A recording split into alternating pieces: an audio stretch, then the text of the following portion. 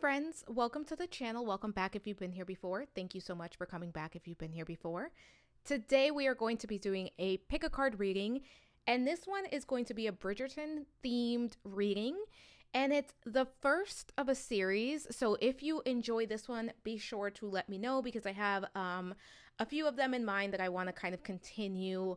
So again, this is the first in a series as long as you all like it. And it is going to be your upcoming season in love. And we have 3 piles. So pile number 1 is Simon and Daphne. Pile number 2 is Anthony and Kate. And pile number 3 is Colin and Penelope. So pause the video if you need to. Ask yourself which pile or maybe piles have a message for you. And let's talk about what this reading is going to cover.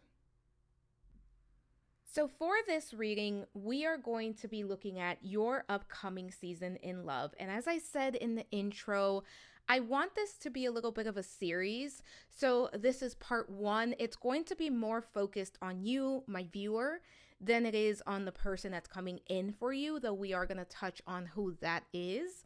But what we are going to be doing is we're going to start out by looking at your current energy. Where are you at? Where are you with love? How are you relating to love at this point in time? We are then going to jump into how are others viewing you at this time? So what is the vibe that you're putting out? How are others seeing you at this time? Then we're going to get into the mysterious suitor. So who is this person that is headed your way? We will then talk about the whispered rumors, right? So the hidden influences. This could be unseen dynamics, the subconscious blocks, or any external influences that are playing out in your love life. We're going to look at the secret rendezvous, so your desires and fears. We're going to get into the dance invitation. So what are the opportunities that are coming in for you, and where are those opportunities going to take you? Then we're going to look at the social faux pas, so what to avoid, what to be mindful of in this upcoming season of love for you. Then we're going to get Lady Whistledown's revelation, so advice from the universe. The grand affair, so what is the likely outcome here in your next season of love? And then the final waltz, which is going to be lessons and growth, what you'll learn. And we'll close out with some advice for you, with some additional information for you. One thing that I do want to mention is for this reading, I will be doing a lot of the shuffling on camera. So for pile number 1, the Daphne Simon pile, I am going to use the Jane Austen tarot deck. This is one that I love. I don't bring it out often, but when I do, it's for a love reading. For pile number 2, we're going to be using the Eras Tour Taylor Swift deck. For some reason, that's what wanted to come out with this pile. I'm going to honor it. And then for those of you that chose pile number 3, we are going to use the Victorian Fairy tarot deck. And this has been a favorite of mine for a very, very long time. So let's get started if this is something that you're interested in. But if this is where you leave me, I hope you have a wonderful week and I hope you come back soon. All right, let's get started. Hello, pile number 1. Welcome to your reading. This is going to be your reading if you are drawn to the Simon and Daphne sticker. I'm going to place that right over there. Hopefully you can still see it. Not really. Maybe we'll place it right there. Yes, much better. So pile number 1, as a reminder, this is a general reading. Take what resonates, leave the rest behind. You know yourself best. If it does not fit, do not force it to fit. Also, I did do a reading breakdown that is going to go over everything that we're going to be covering. I highly suggest that you check that out because that's going to tell you exactly what the questions we're going to be asking are, and also the setup and layout of the reading itself. It's time-stamped below. But we're going to kick off the reading by looking at your current energy. Who are you? Where are you at right now? The focus is going to be more of where are you at, not the who are you as much as, current energy. But let's get started. And for this specific reading, I will be doing most of the shuffling on camera. I did explain that in the reading breakdown. But for this group, we're going to use the Jane Austen Tarot deck. So, wanted to mention that really quickly, but let's take a look at your current energy. Goodness. We have the Dragonfly, the Firefly, okay, and Receptivity. I love this. Okay, so pile number 1, where are you right now as far as love? Just where are you in your life? I do want to mention the zodiac signs because I know that you all love when I do. So with the Dragonfly and the Firefly, we do have, I would even say with the Receptivity card, we do have air energy here, Gemini, Libra, Aquarius. I could also see a little bit of Earth, Taurus, Virgo, Capricorn, but take the signs as confirmation. You don't have to be one of those signs for this reading to resonate with you. But if this doesn't sound like your current energy, then you may want to choose a different pile. But let's get started. So where are you right now? What's going on? What's the vibe for you? Pile number 1. I think that right now you are in a place where I don't necessarily know if this means that you are in a great place, but it does mean that you are making the best out of what you have been given. So to me, this is the energy of no matter what's going on, no matter what's happening in my life, I am trying to be present. I am trying to make the best of it, and I am trying to find best case scenario. This is almost like if you've been given some lemons, you are going to make lemonade out of it. So it does feel like for you, pile number 1, there's almost this energy of seeking light, seeking connection, being optimistic, having faith, even if you are in a place where you are seeking your love, your love, right? Your true love, your connection, your better half, your other half, your divine counterpart. It's almost like no matter what's happening, you are in this place where you're trying to really connect to the universe and trust that what is meant for you cannot be taken from you, and kind of trust that it's going to work out and that what you want wants you back, and that you just have to follow your intuition and allow things to unfold.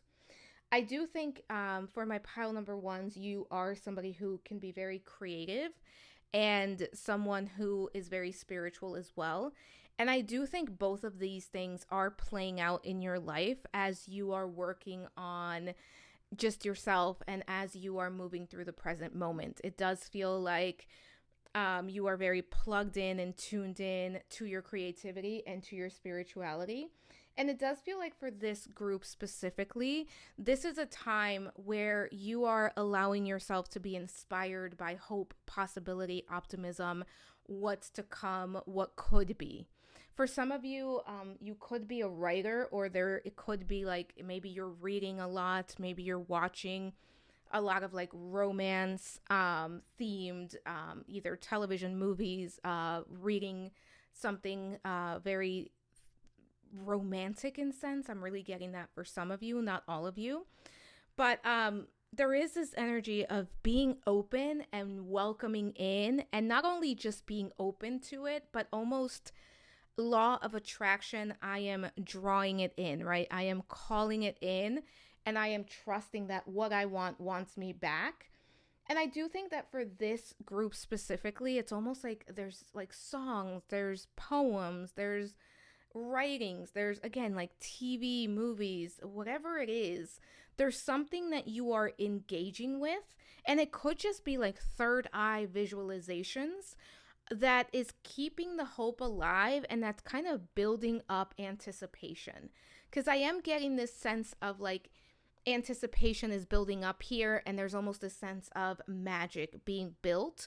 And a lot of what you are doing, pile number 1, is really working on bringing your person in through manifestation, but you are not in a place of lack.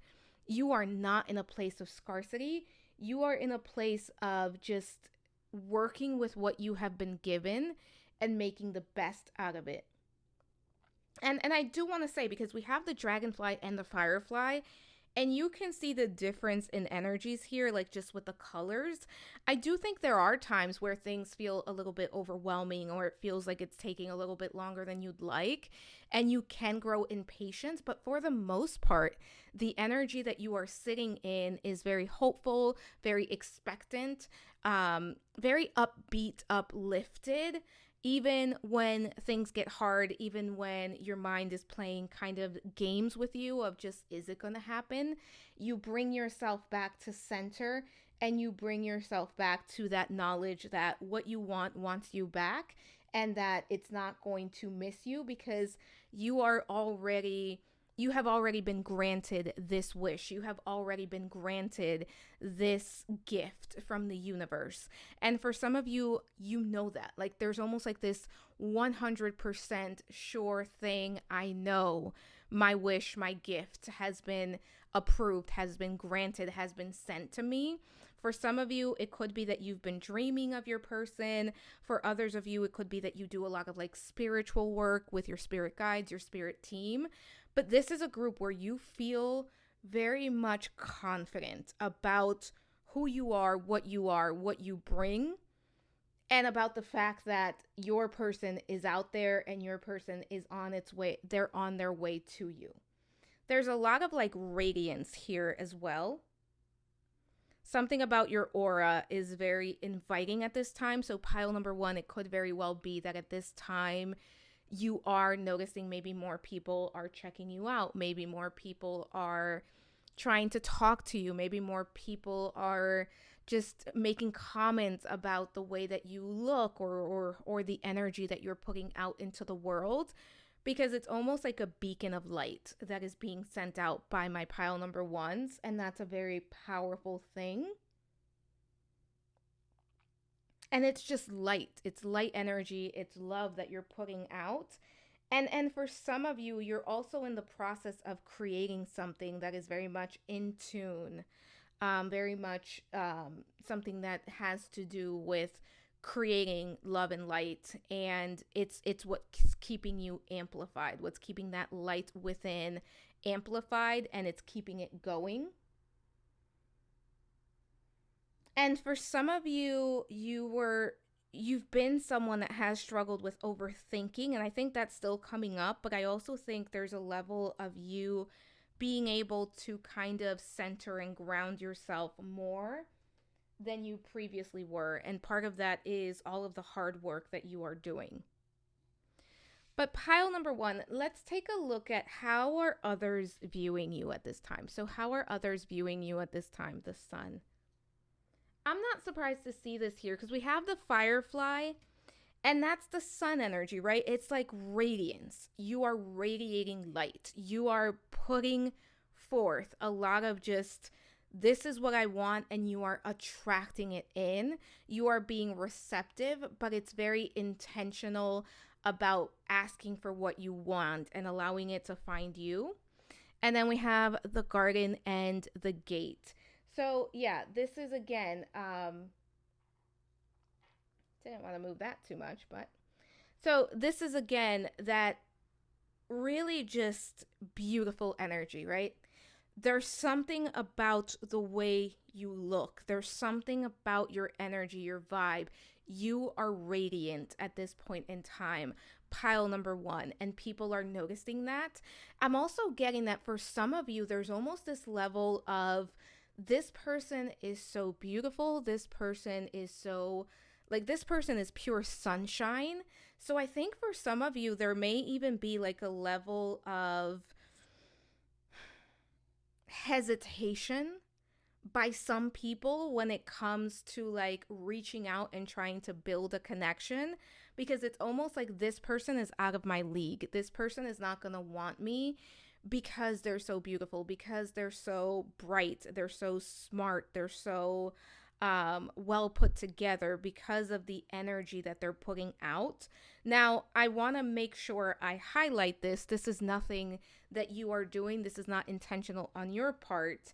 And your person is going to be able to kind of get past that and approach you. But there is a little bit of intimidation happening with some people around you, or just like that noticing of just, wow, pile number one is just shining and thriving.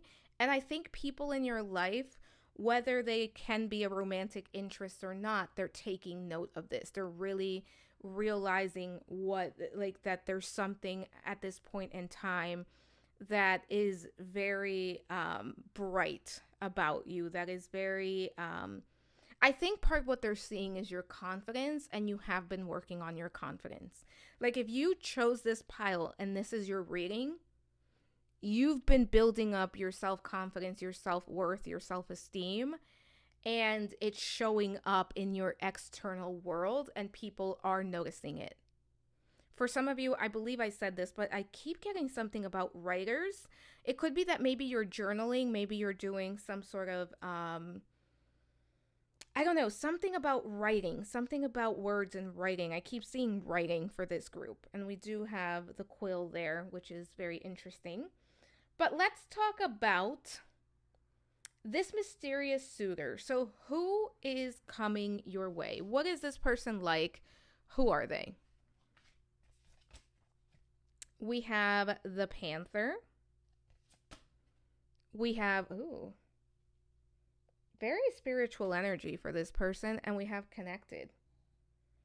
Okay, so for your person, we have fire energy, Aries, Leo, Sagittarius. We also have air energy. I always do this, Gemini, Libra, Aquarius, and we have connected energy. So earth energy, Taurus, Virgo, Capricorn. And I do feel that this person coming in for you is quite spiritual. This is someone who has a spiritual connection. I would not be surprised if this is somebody that you have either like a soul contract with, somebody that you have spent past lifetimes with. There's something about you and this person that feels very connected. There's also something very mysterious about the arrival of this person, about them coming in for you. I don't think, pile number one, if you've been trying to kind of like guess and figure out like when are they going to show up, how they're going to show up, I do have to say for this pile, there's a level of mystery that's at play here. And if you've already kind of been doing the readings or watching pick a cards, and it always seems like you're being confused, or like you get one message and then the next day you get another, this is Spirit's way of saying you're not meant to know. There's a level of mystery to this. And I think that deep down, pile number one, if that message resonates with you, you know that part of the reason why there's like all of this mystery around this is not because you're unable to read the energy. It's just because you're not meant to know at this point in time. This does feel like almost like a trust energy for a trust test for my pile number ones. But let's talk about who is this person coming your way. First and foremost, this is somebody who's very balanced. And what's interesting is that the Panther and the Owl are very spiritual energies. The Owl is very much divine feminine energy. The Panther, it kind of depends on where you look. It can be divine masculine, but also divine feminine. But what I'm getting is for your person, they have a very good mix of both of those energies. And we all have divine masculine, divine feminine energies, but not everybody feels comfortable with both sides of themselves, like with both of those energies and how they play out in day-to-day life. Your person, this person that's coming in, is very comfortable within their divine feminine and also very comfortable within their divine masculine. This is somebody who knows how to take a step back and wait, but also somebody who knows how to take action when the time is right. And I will say, when it comes to this person creating, and when it comes to them doing what they want to do and going after the things that they desire, this is somebody who is basically unstoppable.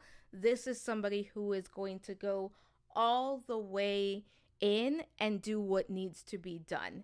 And you can see it here with the Panther energy. You can see it there with the Owl energy. This is somebody who is very focused. This is somebody who is very strong. This is somebody who is very brave and very ambitious.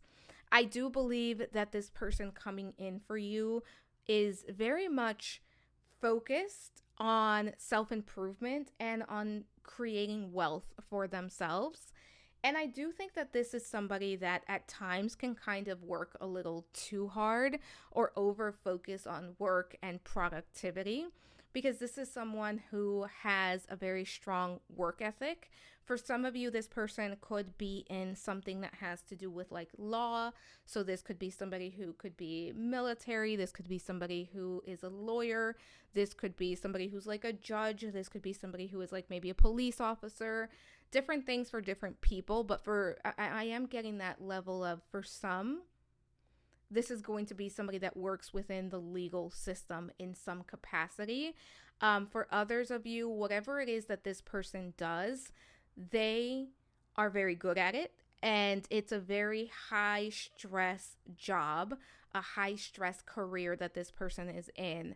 I am getting that, like, regardless of what they do, even if they run their own business, it feels like there's an aspect of their day-to-day life, of their work, of their career that is very high stress.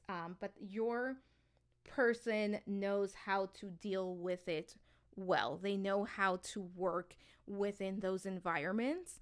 And your person is somebody who is very good at getting rid of anything or anyone that is not in alignment with them and their purpose or where they are headed in this lifetime.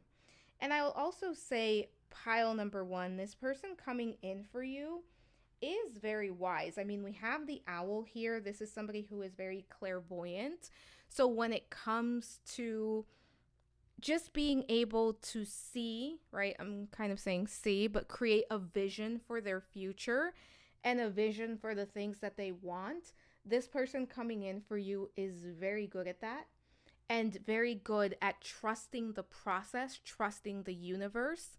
And this is somebody who has a secure attachment style. Even if at some point they were like avoidant or anxious avoidant or anxious, when you meet, when they come into your life, it feels like they have a very secure attachment style and they're able to kind of really communicate, be present, be available, but they will have boundaries. And again, they do kind of tend to keep busy, if I'm honest. That's what's coming through. And they're very good at just knowing, right? Like knowing what to do next and reading energies, reading people. So this is somebody who is not easily fooled by other people. They can kind of see right through the facade that someone can push, someone can kind of put forth. And they're very good at just, again, cutting, purging, getting rid of, walking away from, creating distance. They do take care of themselves. I do believe for most of you, this is somebody who does keep active as well, like being active and taking care of their body, their mental health is very important for this person. But pile number one, let's start the actual reading. So we're going to look at the whispered rumor. So hidden influences that are kind of playing out here. So this could be an unseen dynamic. This could be a unconscious block. This could be an external influence. So what is the hidden influence that is playing out here? And I did say this, hopefully I said this, I believe I said it during the intro, but I definitely said it during the reading breakdown. This is a reading that is going to be mostly focused on you because this is supposed to be a series. So the next one is going to be focused on your person. But for now, this one is more focused on you. So for my pile number one, Spirit, what are the hidden? We're going to take all three of these. Bottom of the deck, what do we have? The Four of Candlesticks. Let's talk about what's hidden. We have the Ace of Quills. We have, Ace of Teacups. And then we have the Five of Teacups with the Four of Candlesticks. All right, so candlesticks in this deck, I am going to mention it really quickly because I think it's going to be very helpful for those of you that do read tarot. Candlesticks are wands, teacups are cups, and quills are swords. So, pile number one, this is very interesting because I think there's a few hidden influences that are kind of playing here. And I think some of them are, first and foremost, there's a level of you know exactly what you want, but I also almost wonder how much of what you want is also playing out as almost like a hindrance to some extent. Because we do have the Four of Candlesticks and we have the Ace of Quills here. And with the Ace of Quills coming up as a hindrance, right, or a hidden influence, there is a level of overanalyzing and kind of stuck energy that comes through when when that card can come through as like an obstacle, because we also have the Ace of Cups, and the Ace of Cups can also be about kind of repressing when it is coming up as an hidden influence, or it could be an invitation to open up to love, right?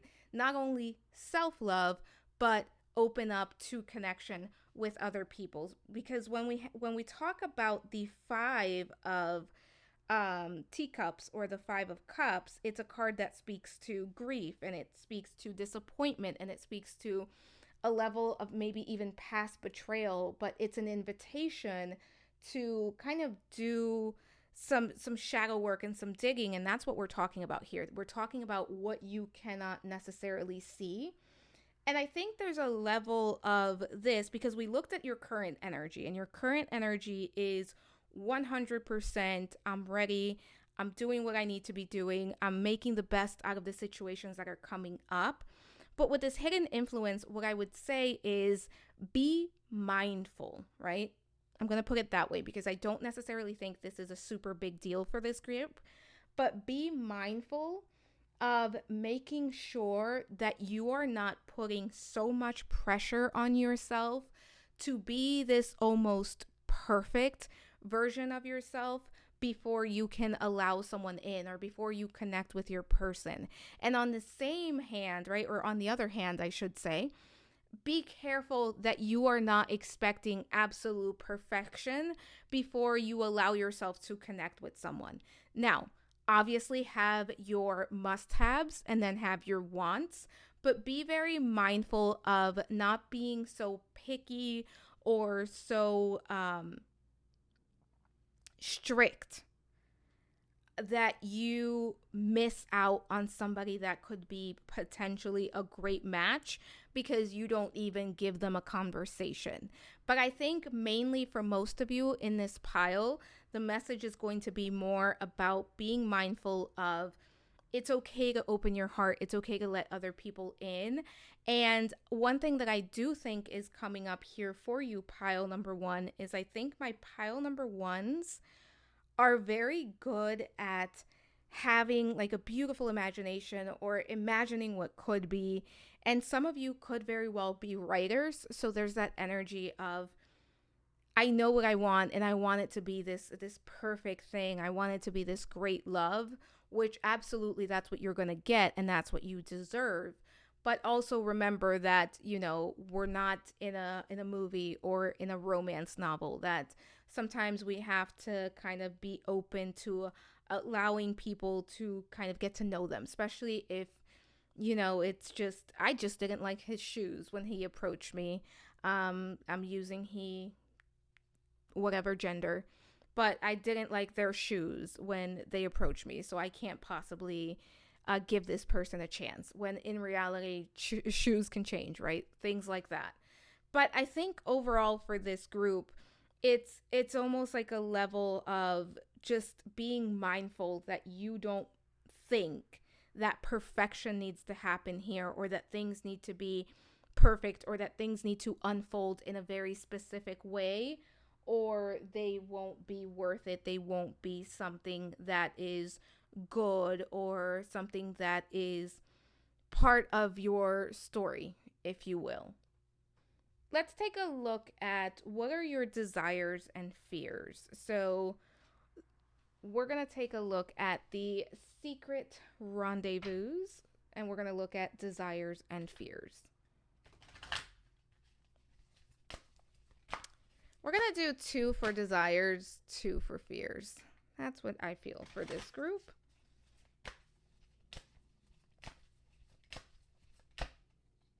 Let's do desires here, and I actually do want to keep shuffling for the fears.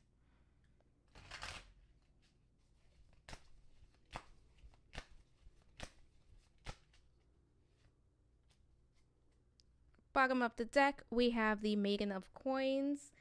The Maiden, I'm pretty sure, let me double check. I'm pretty sure the Maiden is the Queen. Let me just double check because this one is slightly different. Actually, I'm lying. Maiden is Page in this deck.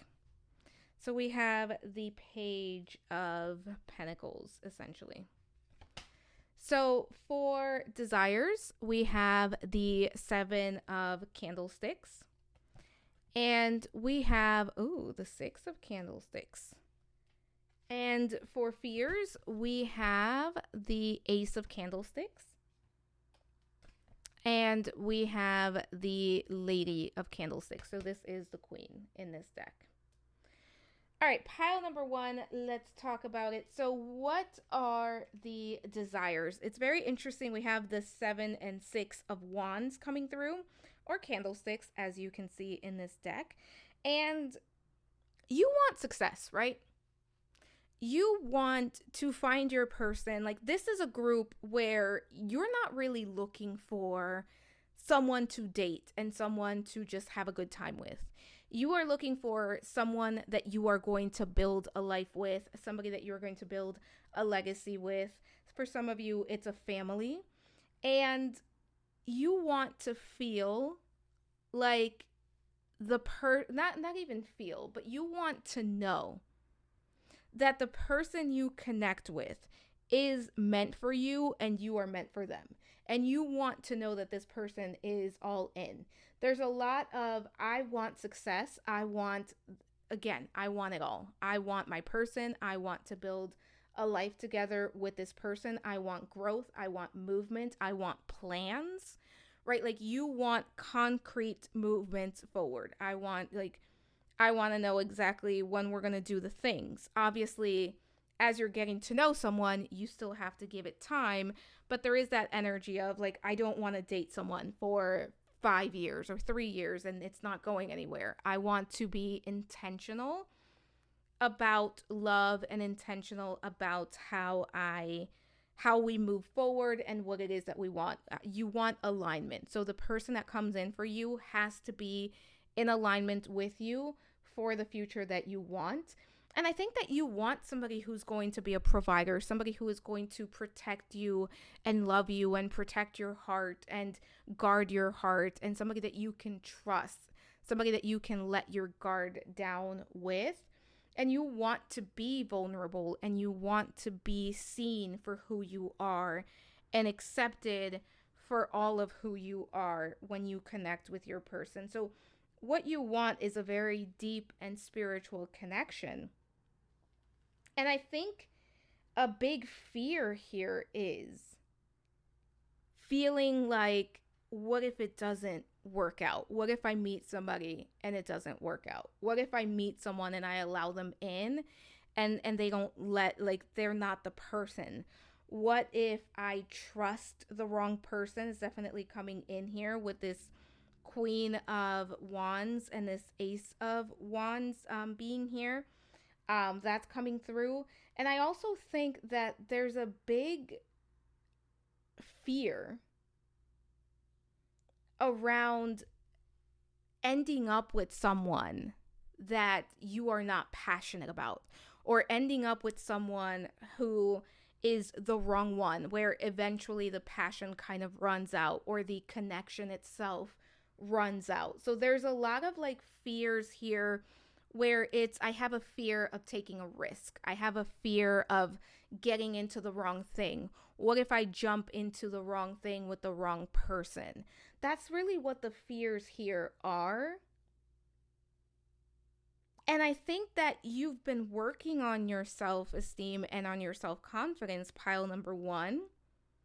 So I think for some of you, you may not even realize how much that is playing a role because you've done such a good work, like such a good job at building up your self confidence, that I don't think you realize that for some of you, that's still a fear that is very deep rooted here. And I think for this group, just being with someone that you have to settle for or someone that just isn't fully right for you is a big fear. And you are afraid of somebody who is non-committal as well, like falling in love or connecting with somebody who just wants to play games. That's a big fear. So there are some boundaries here that you've put in place to prevent that from happening. Where it's like I'm not putting up with this. If you want to play games, we are not going to be together. Some of you are still learning or still carrying a lesson that had to do with someone from the past that kind of either led you on or they played games. And it could have even been that they were saying the right thing, they were doing the right thing. And when the time came, they kind of just disappeared. They kind of poofed out on you. Take that part if it resonates, because that's very specific. Let's move into the dance invitation. So what are the opportunities that are coming up for you in love? What are the opportunities, Spirit, for my pile number ones that are coming in for them around love? And when we're talking about a season, we're talking about like 3 to 6 months max. We're not talking about a very long time. So these are very like fast moving opportunities that should be coming in your way. Ooh, we have the sun. Let's see what else we have here. We have the 7 of coins. And that's the 7 of pentacles. And we have judgment. So pile number one, as far as the opportunities, the invitations, right, that are coming in for you this season around love, this is a very interesting energy because the 7 of coins, the 7 of pentacles can typically speak to harvest, right? But it also speaks to a level of impatience because when the 7 of pentacles comes out, what you cannot see typically with the naked eye is the fact that there's a lot of movement and there's a lot of forward momentum building, but it's not something that can be easily seen with the naked eye. So there's a level of impatience that comes with the 7 of coins. But what I think this is speaking to, because we have the 7 of coins and the judgment card, is there's going to be opportunities here. And I think a big opportunity for you, pile number one, in this season is to meet the person that we talked about, this panther person that we talked about towards the beginning of the reading. And I also think that there's an opportunity for you to have fun, to go on dates, to really put yourself out there and to connect with others. If I'm honest, I think for this group, you're going to be asked out. You may go on dates with more than one person. At the very least, there's more than one person that's interested in you during this season of your life. I don't necessarily think, pile number one, that a lot of you are going to be interested in all of these people. Like there's a level of, no, that person is not the right one for me. No, that person is not right for me. Or I just don't like them. I'm not interested in this person. But I do think there's going to be invitations for dates. And I think for some of you, you will go out on dates and you will get to know people. And it just may be that you're not really connecting until this panther person comes in. Because again, I do feel like there's a very good chance they're going to come in. For my pile number ones, if somebody asks you to go to like a wedding, if somebody asks you to go to some sort of outdoor event, for some of you, it could be a concert, it could be a sporting event, please go. That's coming through as an opportunity for you to meet your person, or at the very least, an opportunity that would be very good for you. But I also think that what this is speaking to is for my pile number ones, there's a realization coming in that is going to help you not only align to, but meet this Panther person that's meant to come in for you. But again, if you get invited or if there's an event where it's like outdoors, it could be concerts, it could be sporting events. It doesn't necessarily have to be outdoors, but it's something very fun and it involves a lot of other people. Make sure that you go, even if you, because there may be a hesitation of like, I don't feel like doing that. But that there's an opportunity that's coming through. For someone, it could be like a day out with your friends, or maybe like mini golfing or something. There's something here. If you get invited and you connect with your intuition, go for it. Because again, pile number one, your intuition is on point. Let's take a look at what can you avoid? What should you avoid in this season? For my pile number ones, what is the faux pas? What should they avoid?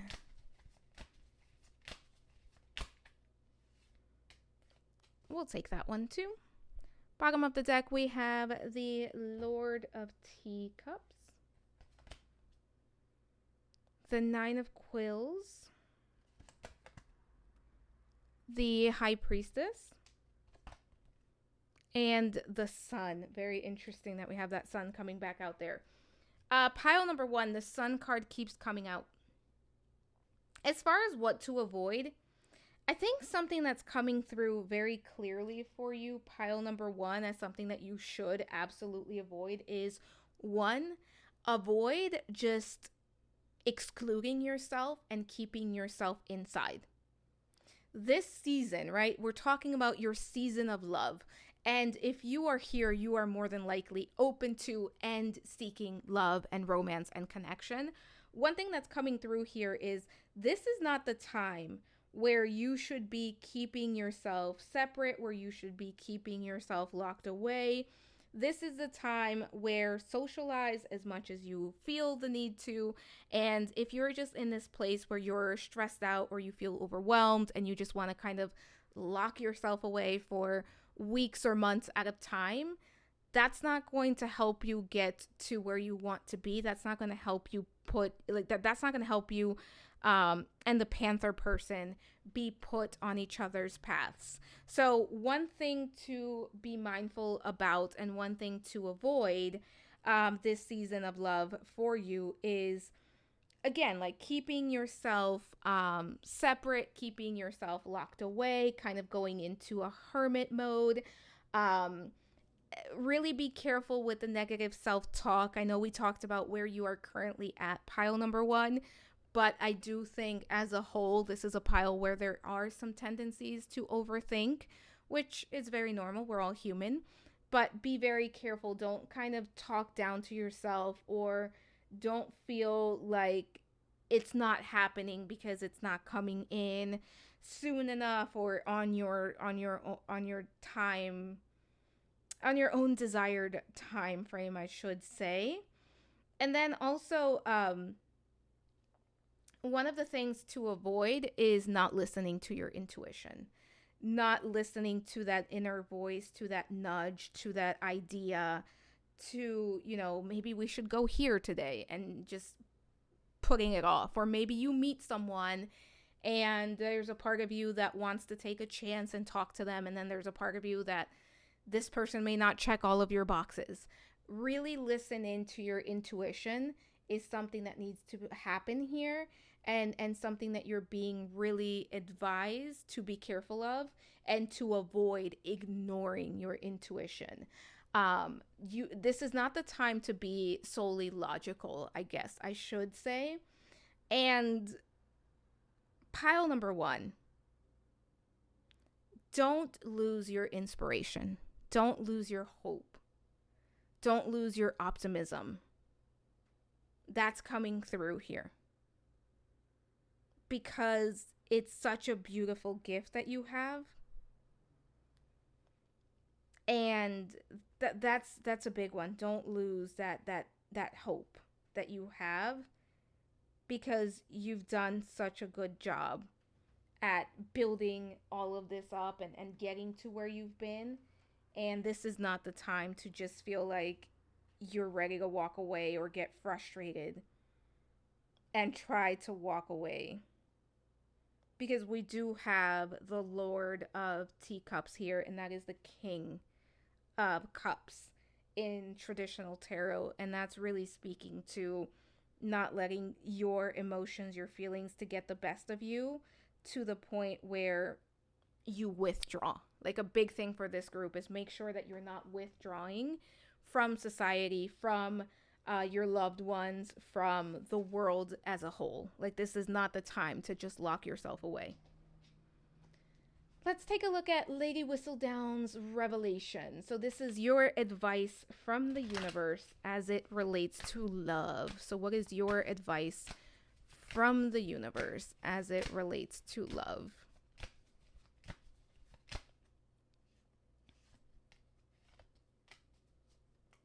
Bottom of the deck, we have the Maiden of Quills. So that is the Page of Swords.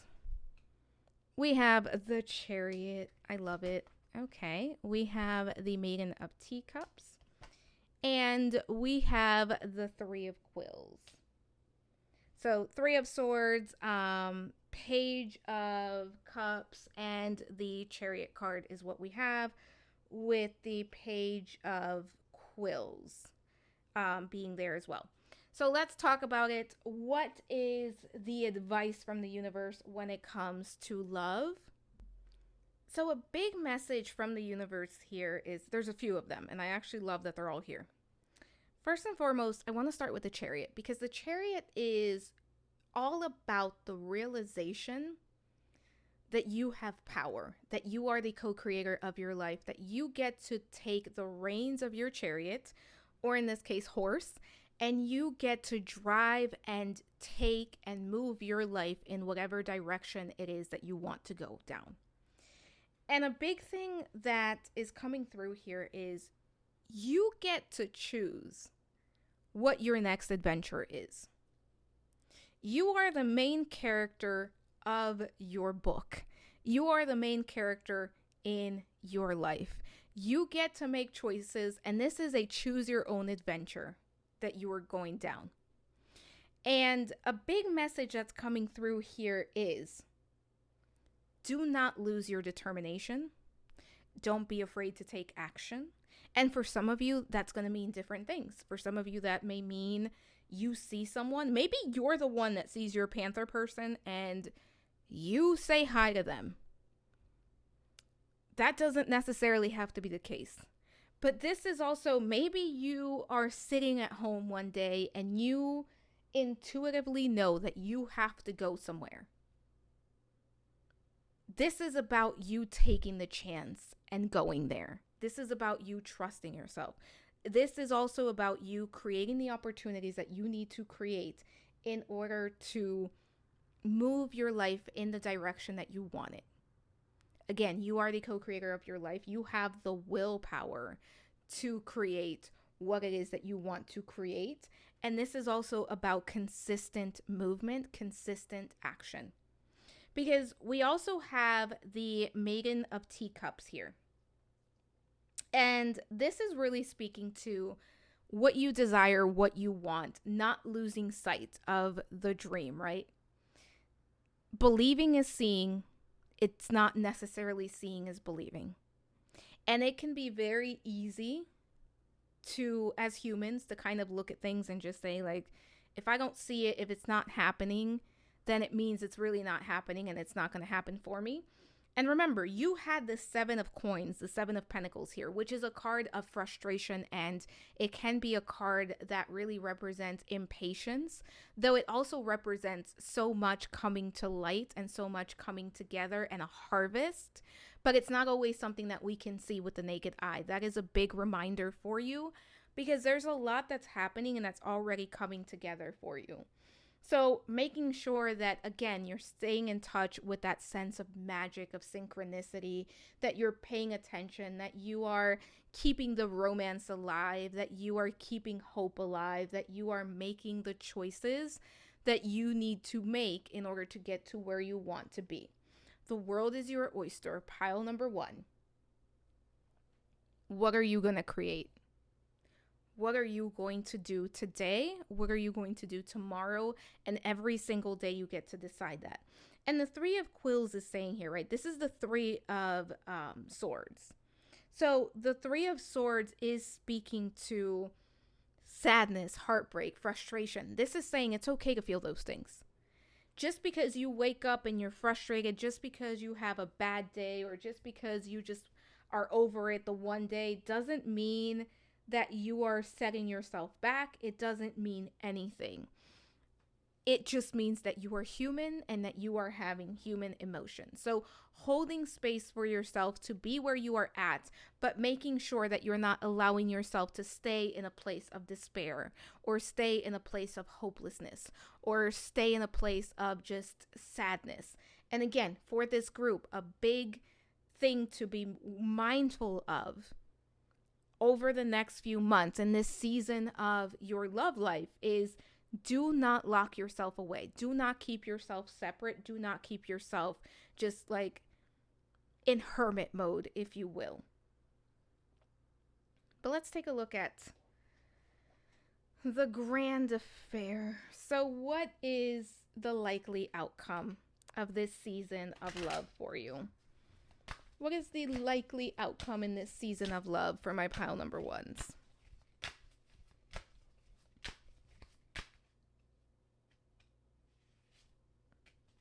Let's see what we have.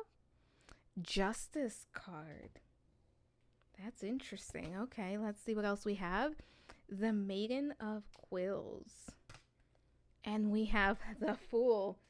Okay, I like it. Pile number 1, I like it. So the likely outcome, if you allow yourself to be the boss babe that you are. Boss babe is gender neutral. Whatever you are, you're a boss babe. Especially when you visit this channel, okay? Just like you were a dude whenever you visit this channel. The likely outcome here. We have the Fool, and I want to talk about the Fool, even though we're going to get to the Maiden of Quills because I think it's important. Obviously it's important because it came up. But we have the Fool card here. And the Fool is saying the likely outcome at the end of this season, right? Of this season of love in my pile number 1's life is a brand new beginning. It's more excitement, more romance. This is even for some of you, take it as it resonates. For some of you, that Fool card is a brand new relationship that you are going to be embarking with your own Simon, Mr. Darcy, Captain Wentworth. Who else do we have? Oh my God, what is the, I can't remember the other guy's name. Captain Wentworth, though, is the best of Jane Austen's heroes, in my opinion. But, you know, we're here for things. Clueless was actually based on Emma. So for some of you, your own Paul Rudd. Now that's a thing. And if there are any men watching this, or if you have an interest in women, it's your Daphne. It's your Elizabeth Bennet, your Jane Bennet, your Anne Elliot. Whatever it is, whoever you want. But for some of you, this is actually a brand new beginning where you are having fun. You are excited. You are taking a leap of faith. You are doing the things that you want to be doing. And for some of you, it's going to be with the Panther person. For others of you, it could be that you still haven't met the Panther person, because let's be honest, different things, different situations for different people. but you're in a place where dating doesn't feel as heavy, or where you are dating people, or where you are feeling good about meeting new people and connecting with those people. And then we have the Page of Swords, and that is curiosity. That is possibility, the learning of new things. So the likely outcome of this season is you learn more about yourself. You learn more about how you function in the world. You learn more about who you are at this point in time, what you want, what you need. And you come out of this with brand new energy. And I do want to say, I think for most of you, because we have justice. I want to see what's underneath justice. Okay, we have the Lord of Teacups. So we have the King of Cups under there.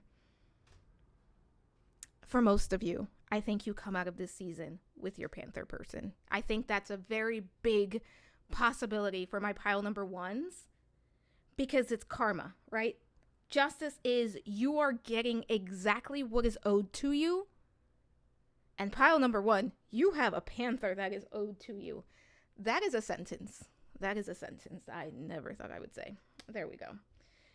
But I love it. Pile number one. Let's see the final waltz. So the lessons and growth, what you'll learn. We're going to look at what you're going to learn, and then we're going to reveal what those are, and then I will release you. That sounded like I was holding somebody hostage. Oh my God. All right. We have the 8 of coins. So the 8 of pentacles as far as what you're going to learn. We have the 9 of teacups. That's the 9 of cups. Make a wish, pile number one. And we have the Empress. I think you're going to learn how abundant you are. I think you're going to learn how powerful you are, especially when it comes to your ability to create. For some of you, there's a unicorn here as a spirit animal. Yes, the mythical creatures can be spirit animals. If that resonates with you, or whatever a unicorn means to you personally, that's part of the message that's coming through. So take that as it resonates, whatever that means to you. But what you're going to learn is the power of who you are, the power of creation that you are able to wield. And I think what's beautiful is what's going to grow for you is not only your abundance, but I think there's going to be a level of what you think your wish is now is going to be expanded upon as you move forward. And yeah, I think pile number one, a lot of you at the end of this season, you meet the Panther. I really do believe that for my pile number ones. Let's actually see what you got here, because these were also pre-shuffled. Where do I want to start? Let's start here. All right, so let's see. Different pages. You and this person don't share the same vision. So for those of you, 2 messages. Take the one that resonates. You know yourself best. For those of you that there's a somebody, if there's a Willoughby in your life, and if you know Jane Austen's Sense and Sensibility, you know what I'm talking about. But basically, Willoughby is a F-boy. If there's one of those, regardless of their gender, you got to make some choices. What those choices are, I'm not here to tell you that, because this is your life. But that's coming through. For those of you where there is no one, there is no attachment, there is no pesky someone around, this is a message of making sure that you, your subconscious, your unconscious, your conscious mind, that you're all on the same page. And I know that sounds a bit crazy, but trust me, I've been there, where it's like my subconscious was doing one thing, I was doing another, and sometimes you have to kind of sit and combine the energies and figure out what's happening, or in what ways am I sometimes self-sabotaging, or what's happening. Just an invitation to do some deep diving within, for those of you that this is not an actual person. Let's see what else we have. Past life love. Your soul remembers this intense connection. I'm pretty sure I mentioned that, but I do feel there's a past life connection between you and this panther. And then we have abundance. You've done the work. Abundance flows to you now. Seven of Pentacles energy. You're going to get your harvest. Some of you don't realize how close this is. All right. Pile number 1. Let's see what else we have here. You deserve love. You are lovable. Trust, believe. That is your mantra at this point. And then we have love yourself first. Your self-respect makes you more romantically attractive. And this is what I was getting at the very beginning when we talked about like the current energy. That's what's drawing them in. You're like a moth to a flame at this point. You're the flame, pile number 1. I love that for you. Pile number 1, claim this one in the comments. I leap into love. That is your affirmation. I leap into love. Let me know if you would like to see something similar to this, kind of Bridgerton themed, where we go more into the person themselves. I wanted to focus this one on you. There's also a few other ideas I have for the series, but let me know if that's something you'd like to see. Anyways, thank you for allowing me to read for you. Don't forget to like, comment, subscribe, hit the notification bell, all the things that help me out. Be on the lookout for the next poll for this upcoming week's reading. I will be posting a poll on Monday, so this is going to go up Sunday. Monday, I'll post a poll. But share the video if you think it's worth sharing. But pile number 1, thank you so much for being here. I am sending so much love, so many blessings, and we will talk soon. Bye for now. Hello, pile number 2. Welcome to your reading. This is going to be your reading if you are drawn to the Kate and Anthony sticker. I'm going to place that right there where you can still see it. As a reminder, this is a general reading. Take what resonates, leave the rest behind. You know yourself best. If it does not fit, do not force it. I did do a reading breakdown at the beginning, which is timestamped below. That's going to tell you exactly what the questions we will be answering today will be. So I highly suggest that you check that out because it's going to tell you about the layout. It's going to tell you everything that you need to know to decide if this is the right reading for you. And these are on the longer side, so that way you don't have to sit through something that maybe doesn't answer what you're looking for. So we're going to get started by looking at your current energy. Also, really quickly, for this reading, I will be doing a lot of the shuffling on camera. And for this pile, it's going to be the Eras Tour Taylor's Version tarot deck. So wanted to mention that at the beginning. But let's get started. Let's see what your current energy is. Pile number 2, we have the Spider, the Crow. I really love crows. They're like some of the smartest animals. So you are very intelligent. Pile number 2. And we have Journey with the Oribus being there.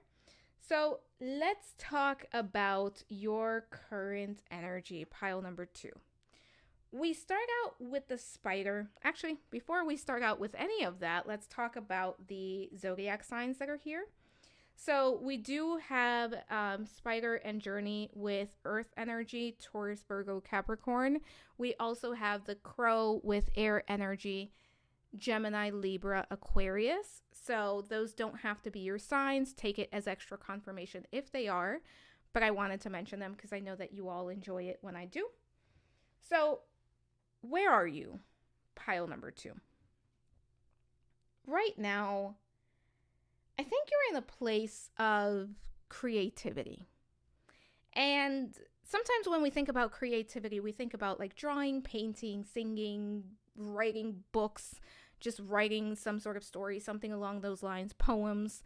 But creativity is so much more than those things. And for different people are going to be in different aspects or enjoying different aspects of their creativity.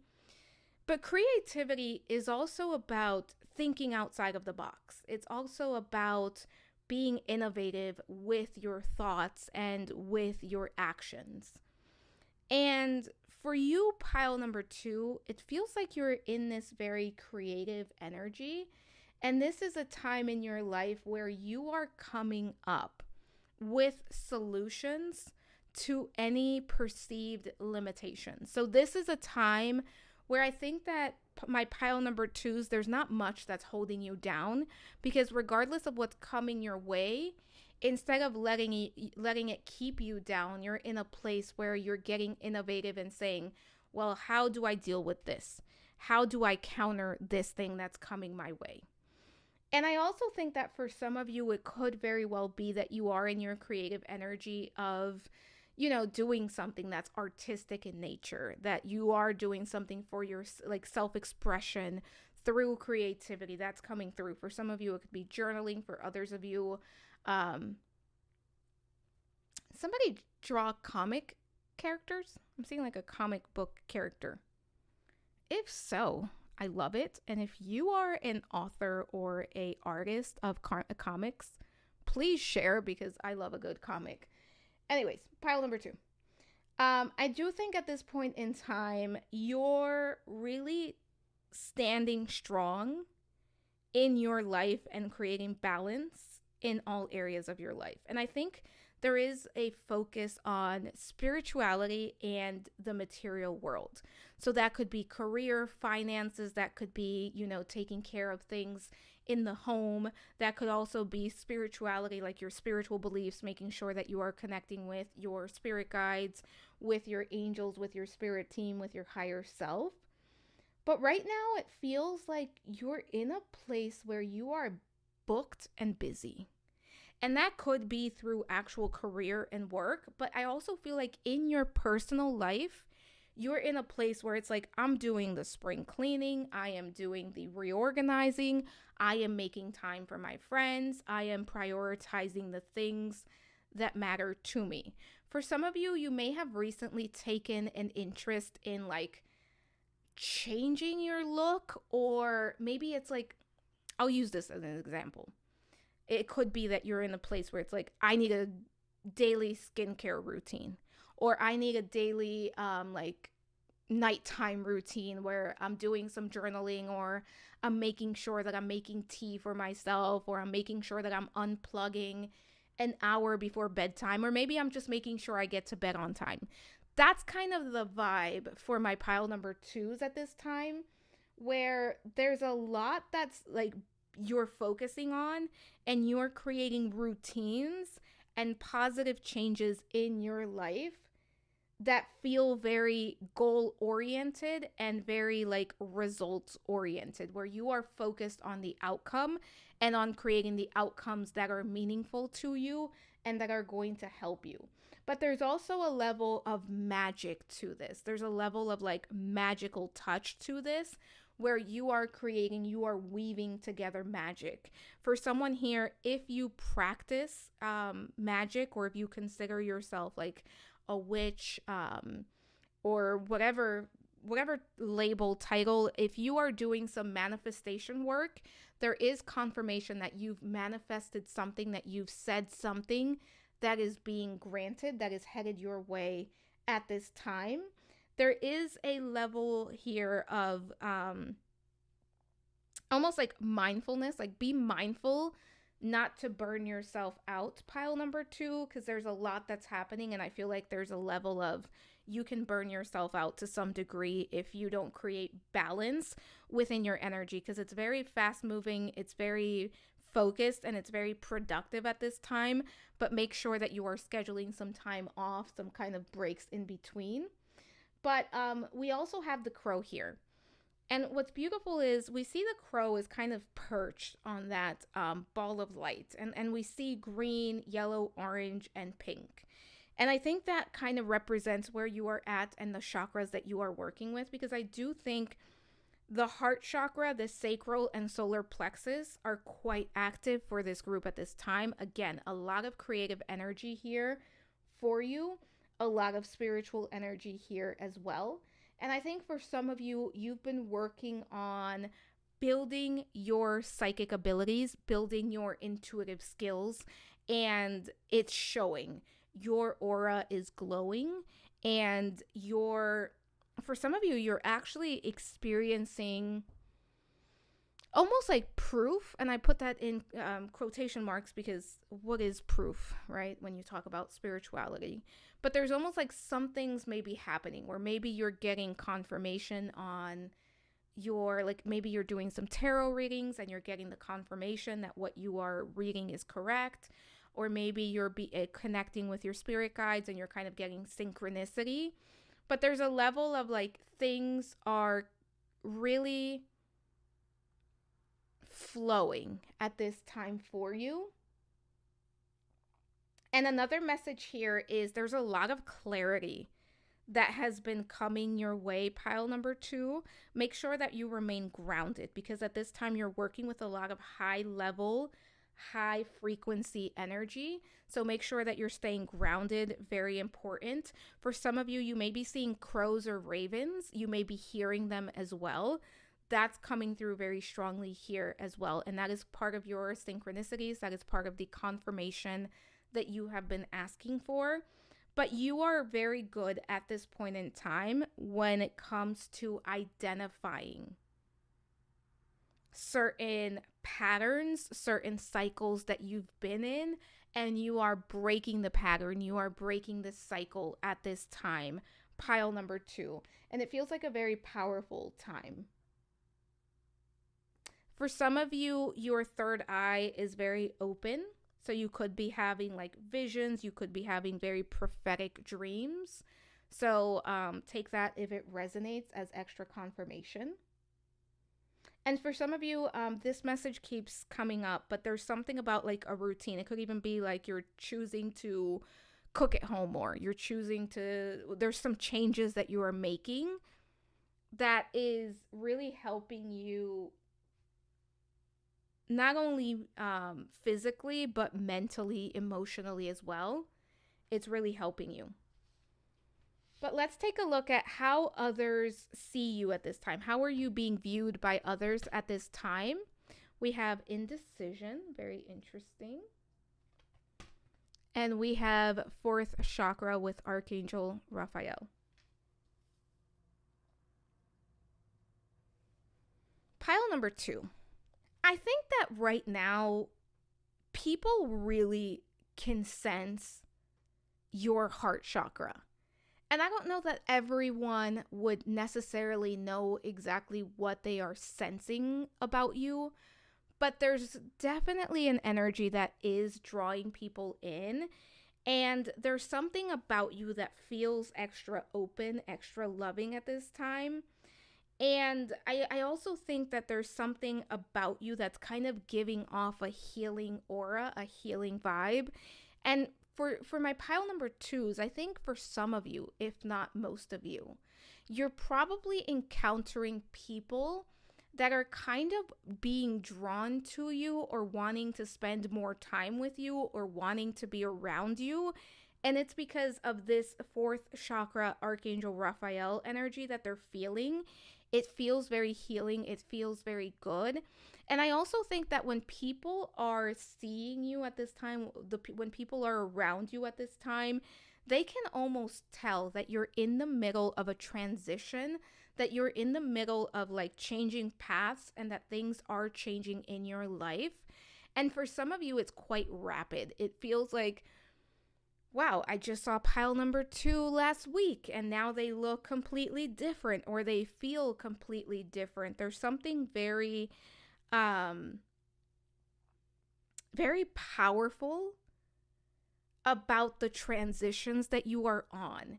And for some of you, it could very well be that it's physical, right? Maybe it's, you're changing your appearance in some way, or you're changing the way that you dress or your hair color, or maybe it's like your weight is going up or down, whatever it is for you specifically. But it could be something that's very physical and something that is very much easy to see with the naked eye. But I think for others of you, it's just your energy that's coming through this way, where it has nothing to do with necessarily what you are wearing or your looks, but there's something about your aura that feels very different. And I think for people that are meeting you for the first time, for people that are connecting with you for the first time, they're still getting a level of this, which is wow, this person feels very open. This person feels very loving. There's something very inviting about this person. But there's also, I think, an air of mystery that you are giving out that I don't necessarily think it's on purpose that you are doing so, but it's coming up here as part of how you are being viewed, how you are being perceived at this time. And there's like a warmth to you, a sensitivity, a vulnerability to you at this time. But it's still giving, like, don't mess with me. Like, I don't think the people that are meeting you are necessarily wanting to take advantage. Sometimes there are some weirdos that want to do that, but for the most part, I don't think that's the case. Pile number 2. But let's talk about the mysterious suitor. So we're going to talk about who is coming your way during this season of love. So who this person is. Ooh. We have the golden egg. Ooh, the phoenix. So this is very interesting. Pile number 2. I'll look at that in a minute. In this deck, we have the 4 elements, and then we have the spirit element, which is kind of where like the mythical creatures lie, right? Like where they kind of put those creatures. Obviously, we have the phoenix there, and we have the golden egg. Both of these cards in this deck represent spirit. So we have all 12 zodiac signs represented for your person. We also have very powerful energy for this person coming in for you. Talk about powerful. Now we have intuition. So we have the golden egg, the phoenix, and intuition representing this person that's coming in for you. So let's talk about who this person is, because first and foremost, this is one powerful human being. This person is being represented by a mythical creature, by the golden egg, and by intuition. This is somebody who is high level spiritual. For some of you, this could very well be like a twin flame, divine counterpart, high level soulmate connection. Take it as it resonates. But I also want to say for some of you, take it if it resonates, this could be somebody from the past, or this is somebody that you have a past life connection with, because we have the phoenix. And what does the phoenix do? The phoenix rises from the ashes. So that's coming through. But as far as who this person is, this is somebody who is quite in tune with their higher self and with spirit. This is a person that is very strong, somebody who has a lot of willpower, someone who is very ethical, someone who has a lot of integrity. This is also somebody who, no matter what life throws at this person, they're going to find a way to pick themselves up and find a way forward, find a path forward, if you will. And this is somebody who also really has a strong connection to their heart chakra. So this is somebody who is emotionally available and someone who is very aware, self-aware of not only what they're thinking, but what they're feeling. And they're very good at being able to communicate those things as well. So this isn't somebody who is lost in the sauce or somebody who just doesn't know what's going on or what's up and what's down. This is somebody who is very self-aware and someone who is very good at taking accountability for what they create in their life. So a very powerful energy we have here.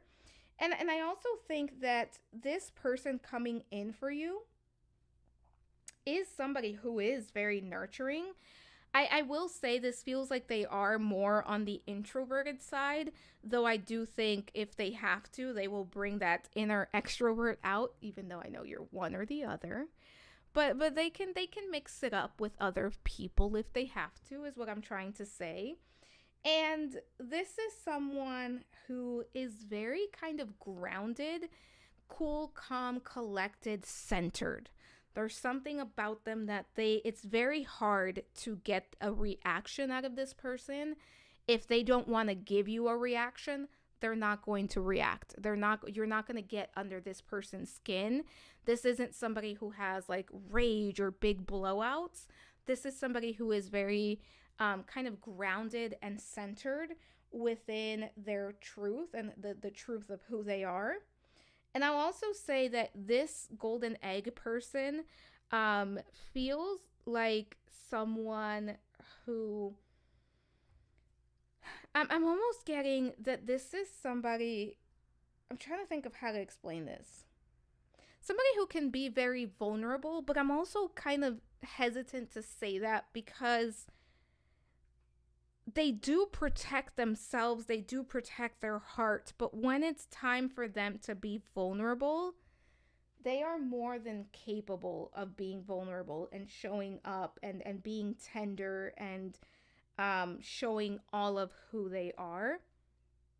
I also think that this golden egg person is very good at creating abundance in their life and in the life of those that they love. For some, this is very specific, so only take it if it resonates. This could be somebody who works in finance or tech. I don't know why. That's what's coming through, because when I look at these three cards, that's not what I would get, but intuitively that's coming through very strongly, so I'll mention it. It could be confirmation for someone here. This is somebody who has, I do think that this person has friends, and those are the people that they truly care about, and their friendships do receive a lot of time and attention and effort from this person. And one thing I will say about this golden egg person is that they don't remain stuck. They find a way out. They find a way through. They find a way out of stagnancy. And one thing that this person does hate and really doesn't enjoy is stagnant energy. So they do best when they are around people that are looking to grow and evolve and transform themselves, because this is somebody who is constantly going through like self-transformation. Let's take a look at the whispered rumors. So what are the hidden influences that are going to be playing out here in your season, your upcoming season of love? So what are the hidden influences that are coming up here? And this could be like anything, like an unseen dynamic, subconscious block, an external influence. We're going to keep an open mind. These cards are so slippery. Trying so hard not to have to drop them all and have to pick them up. All right, so what is hidden here? What cannot be seen for my pile number twos? What are my pile number twos not seeing? Bottom of the deck, we have the King of Wands.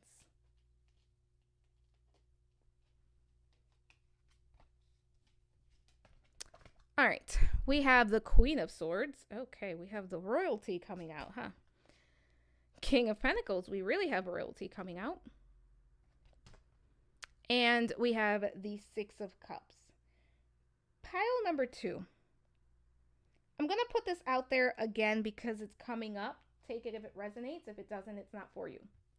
For some of you, this is somebody coming back in. This is somebody, and I know we talked about past life connection. This is somebody coming in for some of you, like somebody that you already know in this lifetime that's coming back in for you. And I think that's part of what you are not seeing. Part of what's hidden is some of you may think that this is completely done and over with, and ta-da, this person shows back up.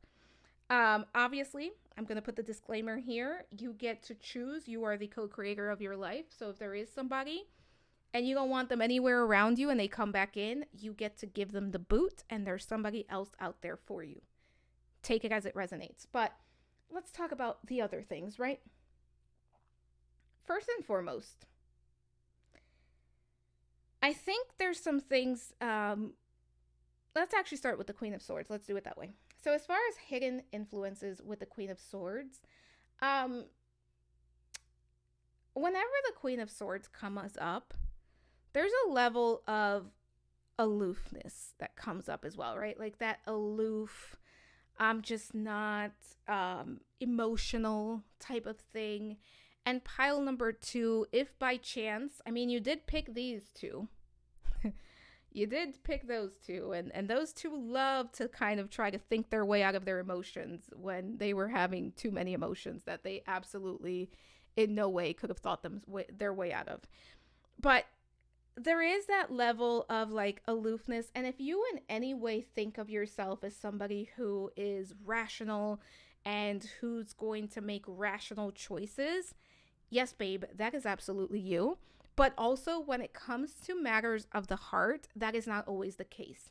So be careful when you are approaching love that you are allowing your heart and your mind, but mainly your heart, to do a lot of the thinking, a lot of the a lot of the processing and the connecting, and that you are not trying to think your way out of a emotional situation. Again, of course, we always want to have discernment, and we always sometimes we do have to think our way through and figure out if something is a good match or if something deserves a second chance, perhaps. But the mind alone cannot do what is meant for the heart. That's what I'm trying to say. And also, for this group, be mindful of, if you are somebody that work and career and money and, having enough, which of course we all need to have enough, right? Is at the front and center.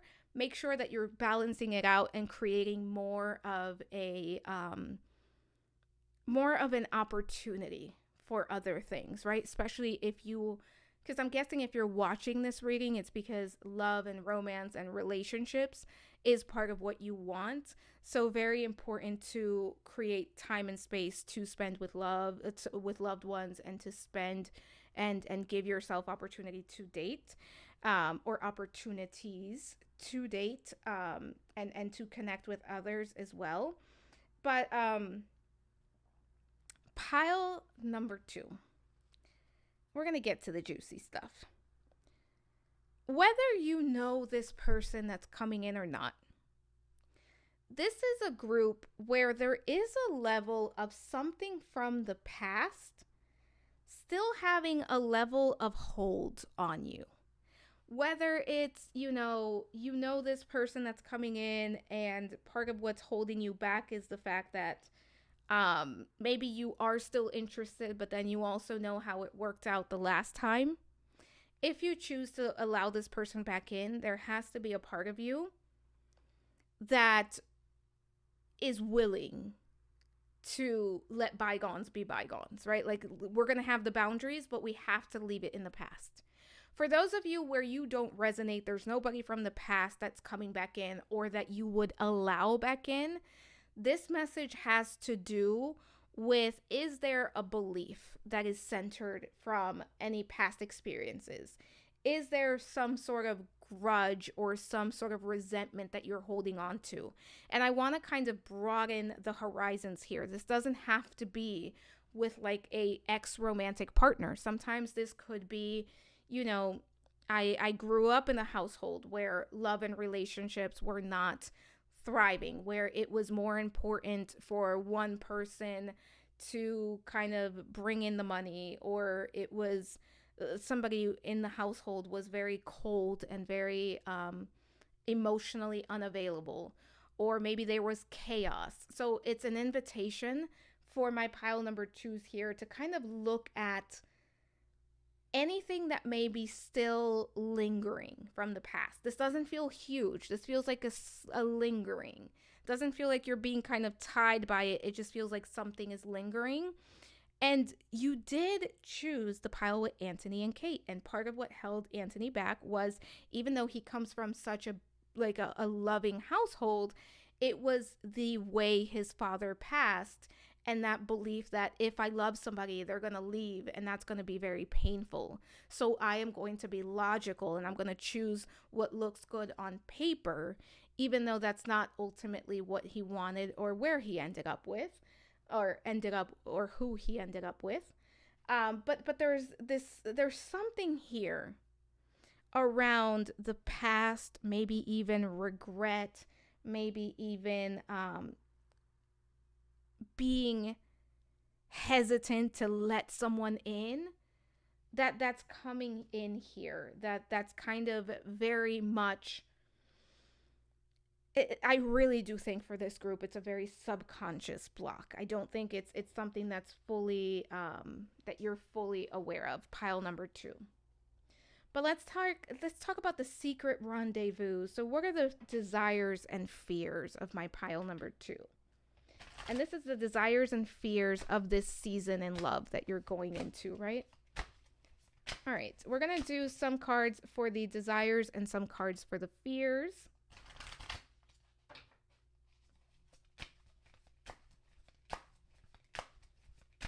Let's do 2 and 2. I do want to shuffle again to pick the fears out.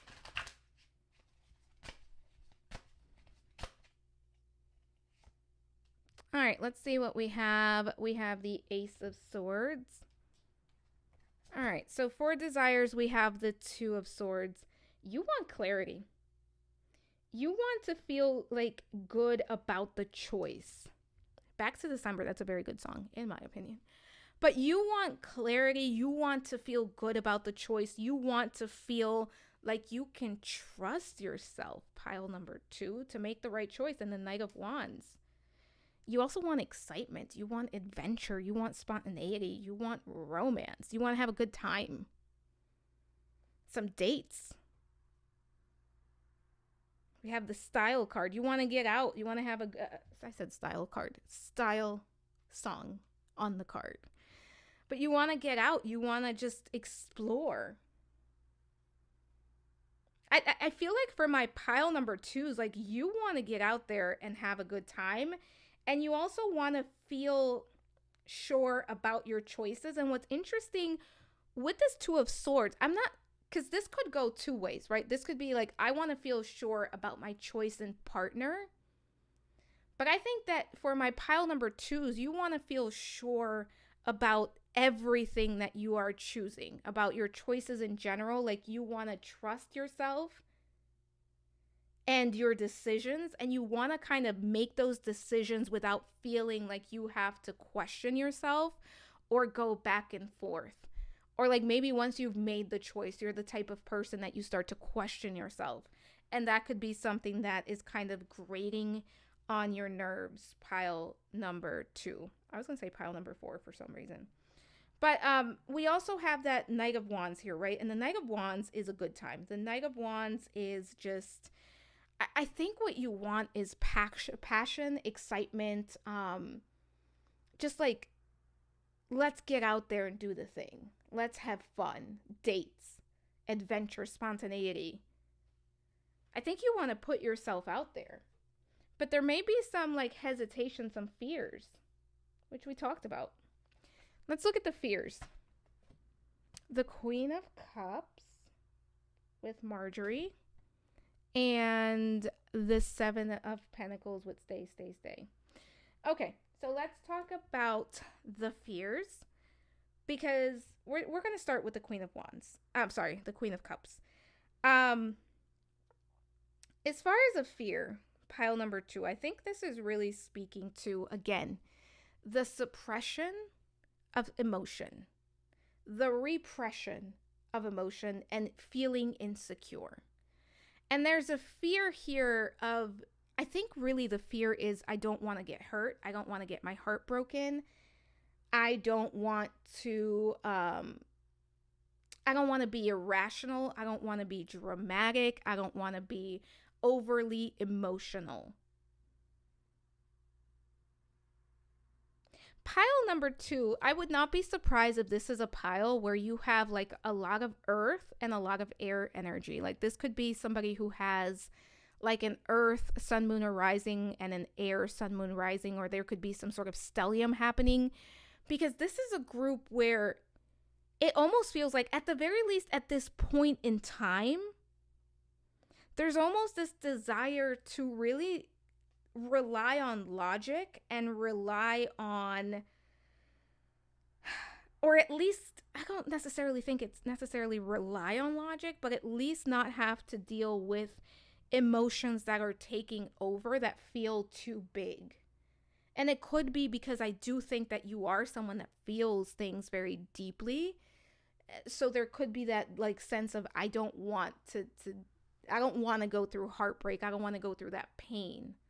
Because we also have the 7 of Pentacles. And there's impatience here. And there's also like a level of losing faith and frustration. There's frustration with I'm not getting what I need, what I want, what I deserve. This is not manifesting in the way that I need it to in order to be happy or in order to feel like I am making a difference and I am manifesting the things that I want. And we did have that Ace of Swords underneath the deck there. And that's, again, that over analyzing and kind of feeling stuck and feeling a lack of clarity. So there's a big fear when it comes to not making progress, not getting what I want. What if what I want is not available? What if what I want doesn't make it to me? Or what if I just end up frustrated and overwhelmed? I just noticed, wait a minute, pile number 2, I just noticed, we are never getting back together. That's the song for the Ace of Swords. And I think for some of you, this golden egg could be somebody that's trying to come in and you're just very closed off to it. And again, if that's the case, you absolutely get to do that. All right, let's keep going. We're going to look at the dance invitation. So what are the opportunities that are coming in for you? What opportunities are coming in during this season of love for you? Pile number 2.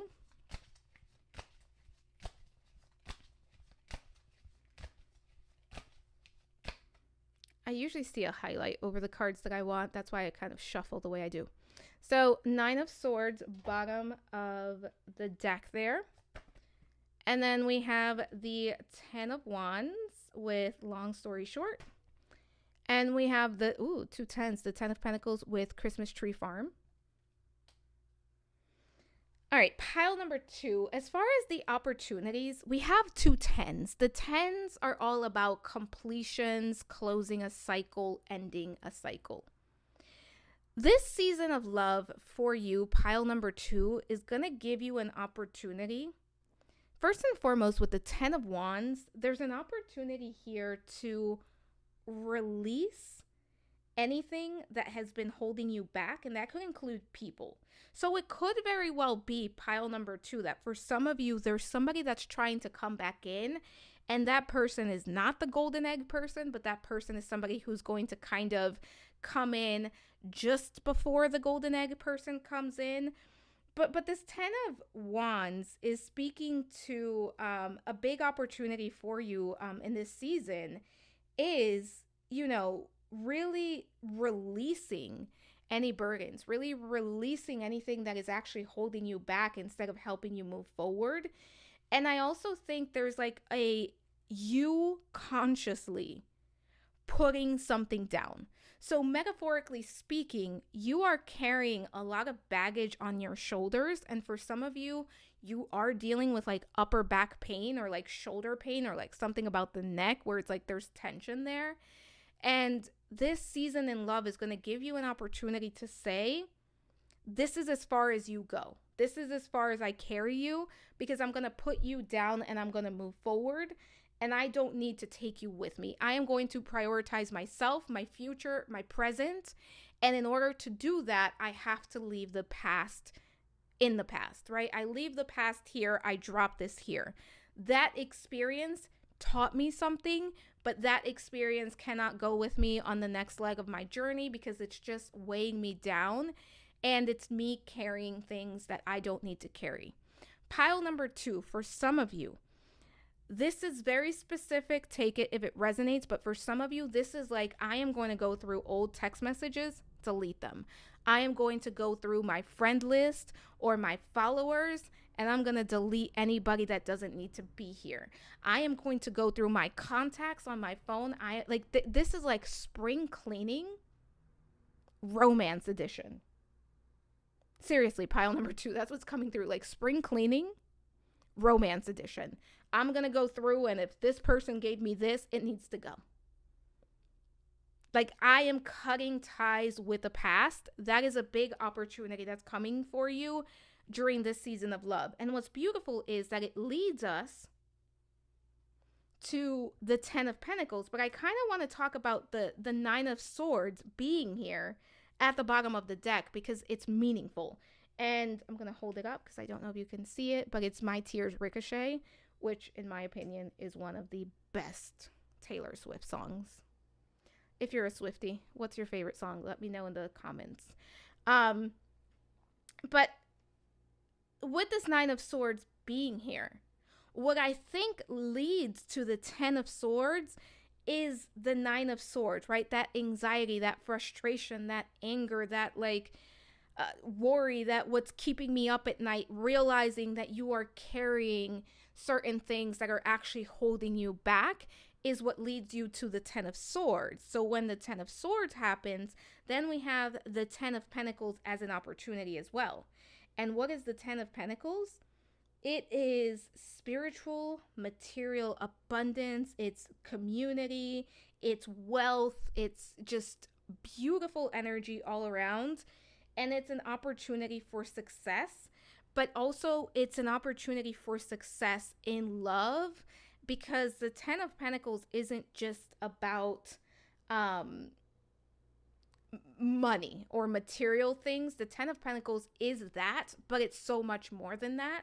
And I think that those are the opportunities that are going to be coming in for you, is just now I get to create happiness. Now I get to create feelings of fulfillment.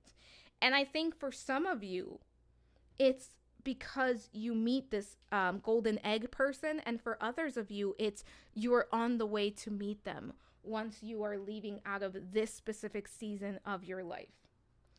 Let's look at the social faux pas. And this is what to avoid during this season.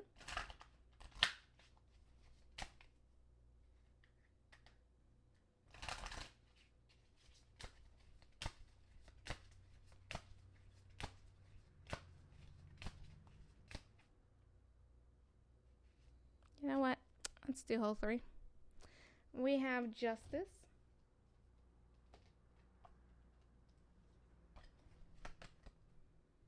We have the Sun as to what to avoid, and that's you belong with me. We have the Page of Cups with message in the bottom. And we have the 9 of Wands with look at what you made me do. Okay. So pile number 2, as far as what to avoid, I kind of really like that the Sun is here, because the Sun is one of the happiest cards in tarot. But the thing is, every single energy has dark and light, right? Every single card has its positive and its negative. Just like the 9 of Swords isn't always necessarily a negative thing, the Sun isn't always necessarily a positive thing. And when the Sun is speaking to kind of a blockage or an obstacle or something to avoid, it speaks to possible delays, but it also speaks to delays that we can kind of control. So what does that mean for you, pile number 2? This is encouraging you to avoid avoidance, if that makes sense. So instead of like not wanting to deal with something, and that is completely up to you if you don't want to deal with something right away, but if you are in a place where you're ready to meet your person and you're ready to kind of date and connect, really dealing with things as they come up and kind of going head first and just, again, dealing with them. Dismantling anything that is getting in the way and figuring out what makes me happy, what brings me joy, and what in my life is actually blocking that. Because we also have the Page of Cups here, And the Page of Cups is really speaking to not allowing yourself to be blocked in love and connections, not allowing yourself to kind of block yourself from your own blessings, but also don't close yourself off to your intuition and to your heart to the point where you're not able to notice and interact with the signs and synchronicities that are going to be sent your way, because there's a lot that's being kind of communicating with you. And I think a big thing to that's coming up at this time is also letting go of the old stories, making sure that you are working on trusting yourself and that you're giving yourself opportunities to prove to yourself that you can be trustworthy, and also to follow through on the things that come up for you, on the things that you start. So what does that look like? If you are somebody where you know you are ready for love, you are ready for connection, follow through. Do what needs to be done, deal with what's coming up in order to get to where you want to be. And yes, have boundaries, but don't have boundaries that are so strict and so rigid that no one can get through. Right? So finding that middle ground and finding balance and creating balance. And a big thing that's coming through here is do not give up. Do not give up. Pile number 2. Let's take a look at Lady Whistledown's revelation, and this is just advice from the universe for you. So Spirit, what advice do you have for my pile number 2s? I feel like cutting the deck one more time. So what advice is here for my pile number 2s? In this season of love, what is their advice? 6 of Swords. There's a lot about like leaving things behind, and that could be people, that could be ideas, beliefs, narratives, whatever it is, and moving forward. We have the 3 of Cups with Paris. We have the Devil with Better Than Revenge. And we have the Lovers with Lover. Okay. So pile number 2. First and foremost, this is a time where connection and community is so important for this group. And I also think that the advice is, I have to say, I think if you're in pile number 2, for a good amount of you, you're already doing the shadow work. You're already working with the limiting beliefs. You're already doing all of that. If that's the case, keep going. If you're not, and you feel a call to, like you're listening to this and this is resonating with you, it's a good time to look into it. This is also about you making a clear choice about what it is that you want. Do you want love? Do you want a relationship? Do you want something more casual? Do you want like a life partner? Making those choices and really acting with those choices in mind, like taking action based on those choices and what it is that you desire is coming in as very important. But there are soul contracts for you, pile number 2, that are either coming back in, or they are already taking place in your life. And this is helping you move forward. It's very interesting. In the 6 of Swords, we have, I forgot that you existed. For some of you, this really does feel like either there's somebody coming back in that you are interested in that's going to require a brand new beginning, or there's somebody trying to come back in that you have no interest in, that you have to kind of clear away in order to allow this, golden egg person to come back in. Let's look at the likely outcome of this season for you. So when it comes to this season of love, what is the likely outcome for my pile number 2s? What's happening here at the end of this season for you? And I said this in a different pile, but to me, the season of love is like 3 to 6 months. But whatever resonates with you. But likely outcome this grand affair, the likely outcome for this season of love for my pile number 2s. Bottom of the deck, the Four of Pentacles, dancing with our hands tied. We have the Page of Pentacles with Endgame. And we have the Eight of Pentacles with change. Yeah. I think for this group, the likely outcome of this specific season of your life in love is, first and foremost, I don't think this is a group where things are going to move super fast. Like, I think this is a group where there's going to be progress made, but it's also like you are just feeling more comfortable within your own skin and you are manifesting new opportunities. And part of what's happening at the end of this season is a brand new beginning. But this feels like a very grounded, it doesn't feel like the full energy where you're just like leaping in and going for it. This feels like a brand new beginning that you are manifesting very carefully and that you are very intentional about. We also have this Eight of Pentacles speaking to you're mastering the lessons. You are mastering the skill of dating, and you are mastering almost like this version of yourself that is going to lead you to the opportunities that you want in love and the opportunities that you want. And the Four of Pentacles being at the bottom of the deck is speaking to any frustration, any apathy towards dating is kind of staying behind as you close out this this season of love, right? As you kind of move to the next level with this season of love, which is actually, I think, in my opinion, very good.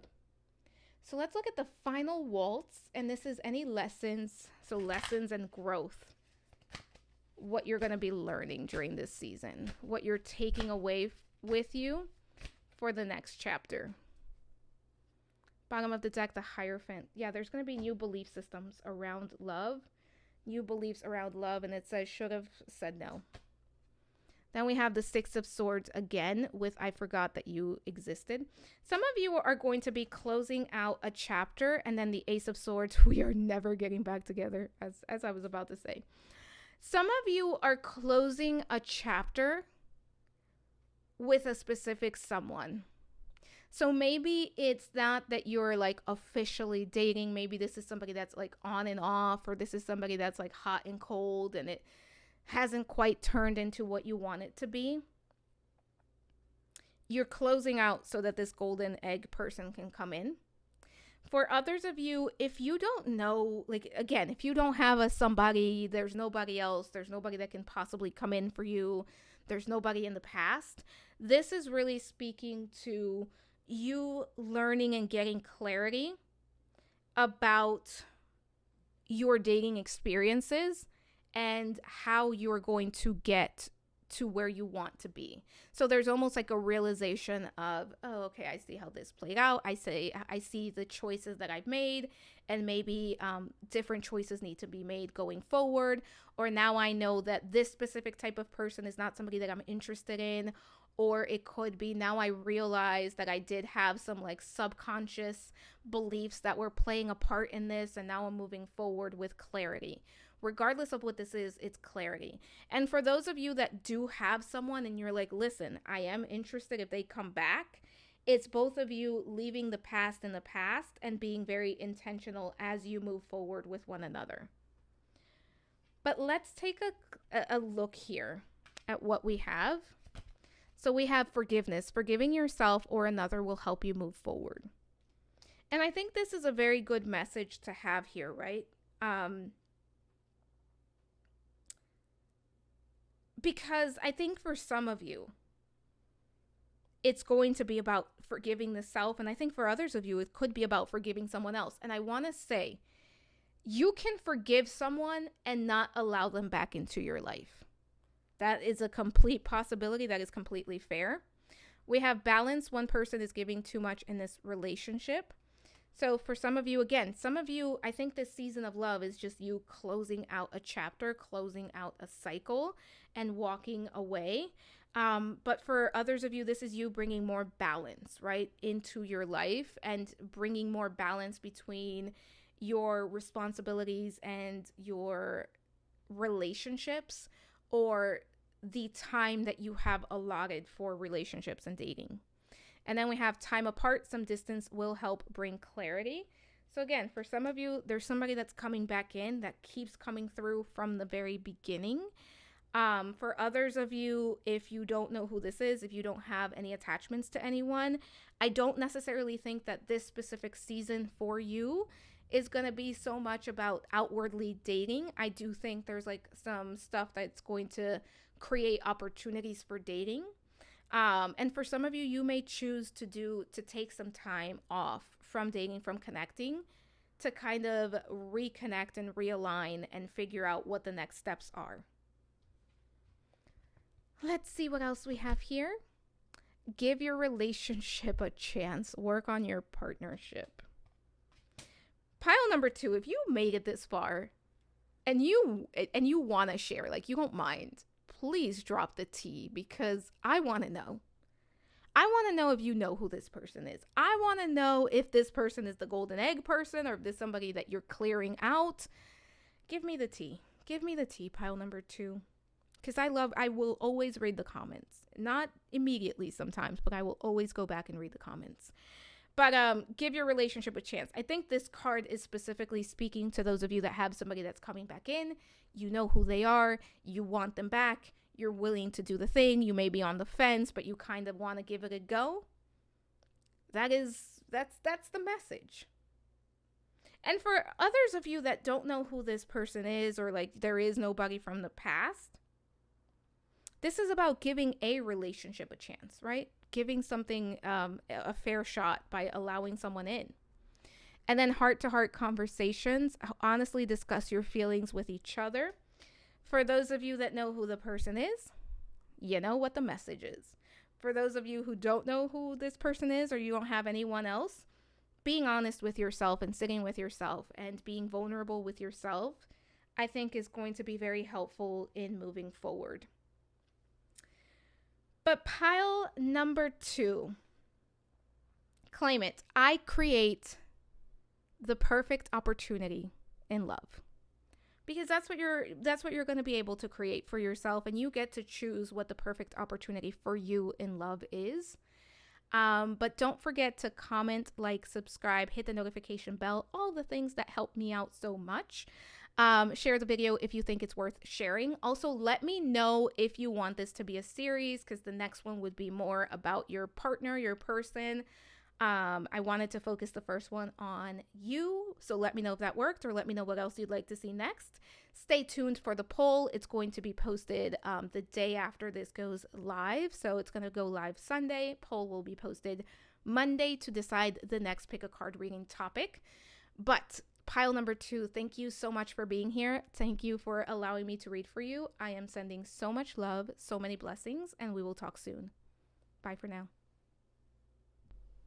Hello, pile number 3. Welcome to your reading. This is going to be your reading if you are drawn to the Colin and Penelope or Lady Whistledown sticker. I'm going to place that right over there. As a reminder, this is a general reading. Take what resonates, leave the rest behind. You know yourself best. If it does not fit, do not force it. So I also did do a reading breakdown, which is going to tell you exactly what questions will be answered during this pick a card reading. I highly, highly suggest you check that out, because this is on the longer side. So that way you know if it's what you're looking for, and you don't have to waste your time with something that's not going to answer what you're looking for. So to get started, we are going to look at your current energy. And as a reminder, I'm going to be doing a lot of the shuffling on camera. And for this group, the deck is going to be the Victorian Fairy Tarot deck. But let's get started. So let's take a look at what's going on. What's your current energy? Ooh, we have the Unicorn, magical. We have the Lamb. And we have Passion. Okay. Pile number 3, let's talk about the zodiac signs because I know that you all love it when I do. So, with the unicorn card being here, this is a spirit card in this specific deck, which means that all 12 zodiac signs are represented. We also have the lamb, which is earth energy, and we have passion, which is fire energy. So, for earth, we have Taurus, Virgo, Capricorn. For fire, we have Aries, Leo, Sagittarius. So, pretty much everybody's represented here, though. So, what is currently happening in your life? Pile number 3. As I started this reading, it just started pouring. I don't know if the mic is picking it up, but it is like pouring rain outside. For some reason, that feels important to mention. But with the unicorn and the lamb and this passion card, what's happening for you at this point in time? Pile number 3, I think you're in a place where you are seeking connection, connection to self, connection to higher self, connection to spirit. So this feels like the energy of somebody who is either very new at spirituality or somebody who underwent some form of break and is kind of getting back into a spiritual practice or getting back into connection with the higher self. And that can mean different things for different people. But the main energy that's coming through here is reconnection and connecting to the inner divine, right? Connecting to the divinity within, connecting to higher self, and making sure that you are in alignment with your higher self, with your values, with your morals, with your ethics. So this feels like almost a coming home to self, a returning, a reconnecting to self. And we have the unicorn, which is a very magical creature. It is a mythical creature. With the unicorn, it is often said, and part of the lore of the unicorn is that the horn is very healing. And I think that's what's happening for you, pile number 3, that you are going through a very healing period of time in your life. And this is a time where you are reconnecting to different aspects of yourself, to again, the higher self as well. But I think that there is an integration happening between different aspects of yourself. And it's very interesting because you did choose the Colin and Penelope sticker, which, you know, Penelope's story is 2 different aspects of herself having to reconnect and having to kind of become one at the end of season 3. Or if you've read the books, then you kind of know how that goes, which is slightly different than the show. But that reconnection of I have these 2 versions of myself, one being Penelope, the other one being Lady Whistledown. And it feels like there's a level of similarity to that here where I'm grabbing different versions of myself and figuring out what's the true me and how to connect those versions of myself. So this is also a time of intuition for you, pile number 3. I think you are very much connected to your intuition, very much connected to what it means to be intuitive and how to not only recognize what is intuition versus what is fear or what is wishful thinking, but also how to act and take advantage of the intuitive hints, the guidance that comes in for you. And I also think pile number 3, you're in a place where you're getting very much in touch with your clairsentience, so clear feeling. I think for some of you, claircognizance as well, clear knowing. So you are receiving downloads as well. And there's a lot of curiosity here when it comes to spirituality, when it comes to kind of where you're headed and how different versions of yourself are going to play a role here. And I also think that right now for you, pile number 3, your third eye feels very active, as well as the heart chakra feels very active, but especially the third eye. Some of you may be feeling actual pressure around your third eye that's coming through here.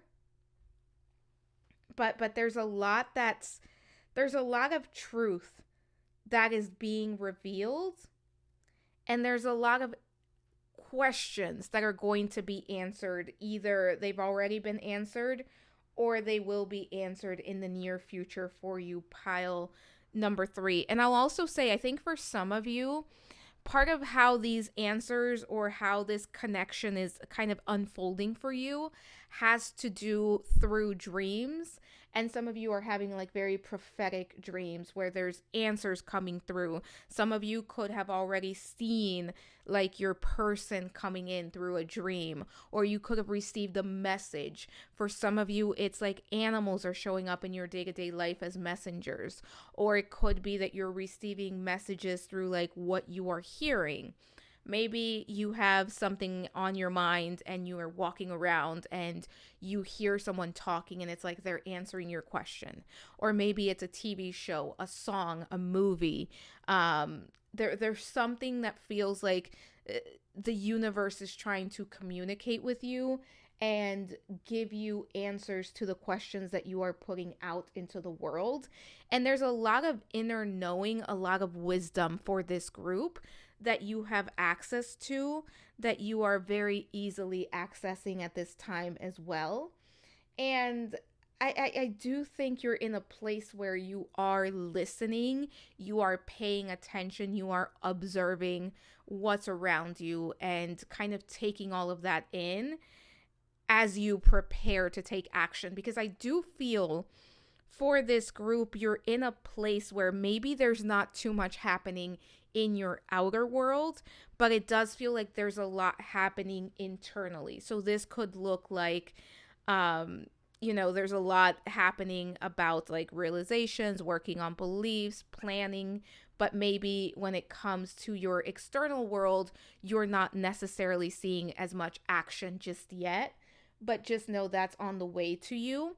And I do think for this group, for many of you, you're probably meditating or journaling or doing something that kind of aids in contemplation at this time, going within, getting some answers, and you could be called to kind of spend time by yourself or to kind of take a time out and kind of create space to just be with you, to spend time with you, to get answers.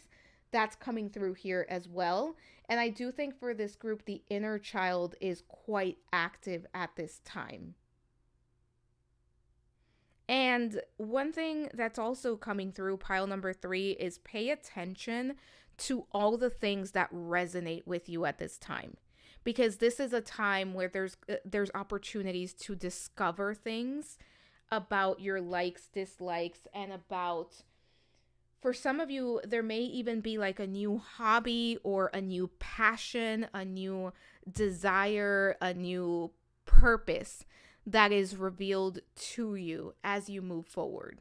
So this is a time where it's really highly encouraged for you to pay attention to everything that's coming up, because it does also feel like a time of change and a time of expansion, if you will.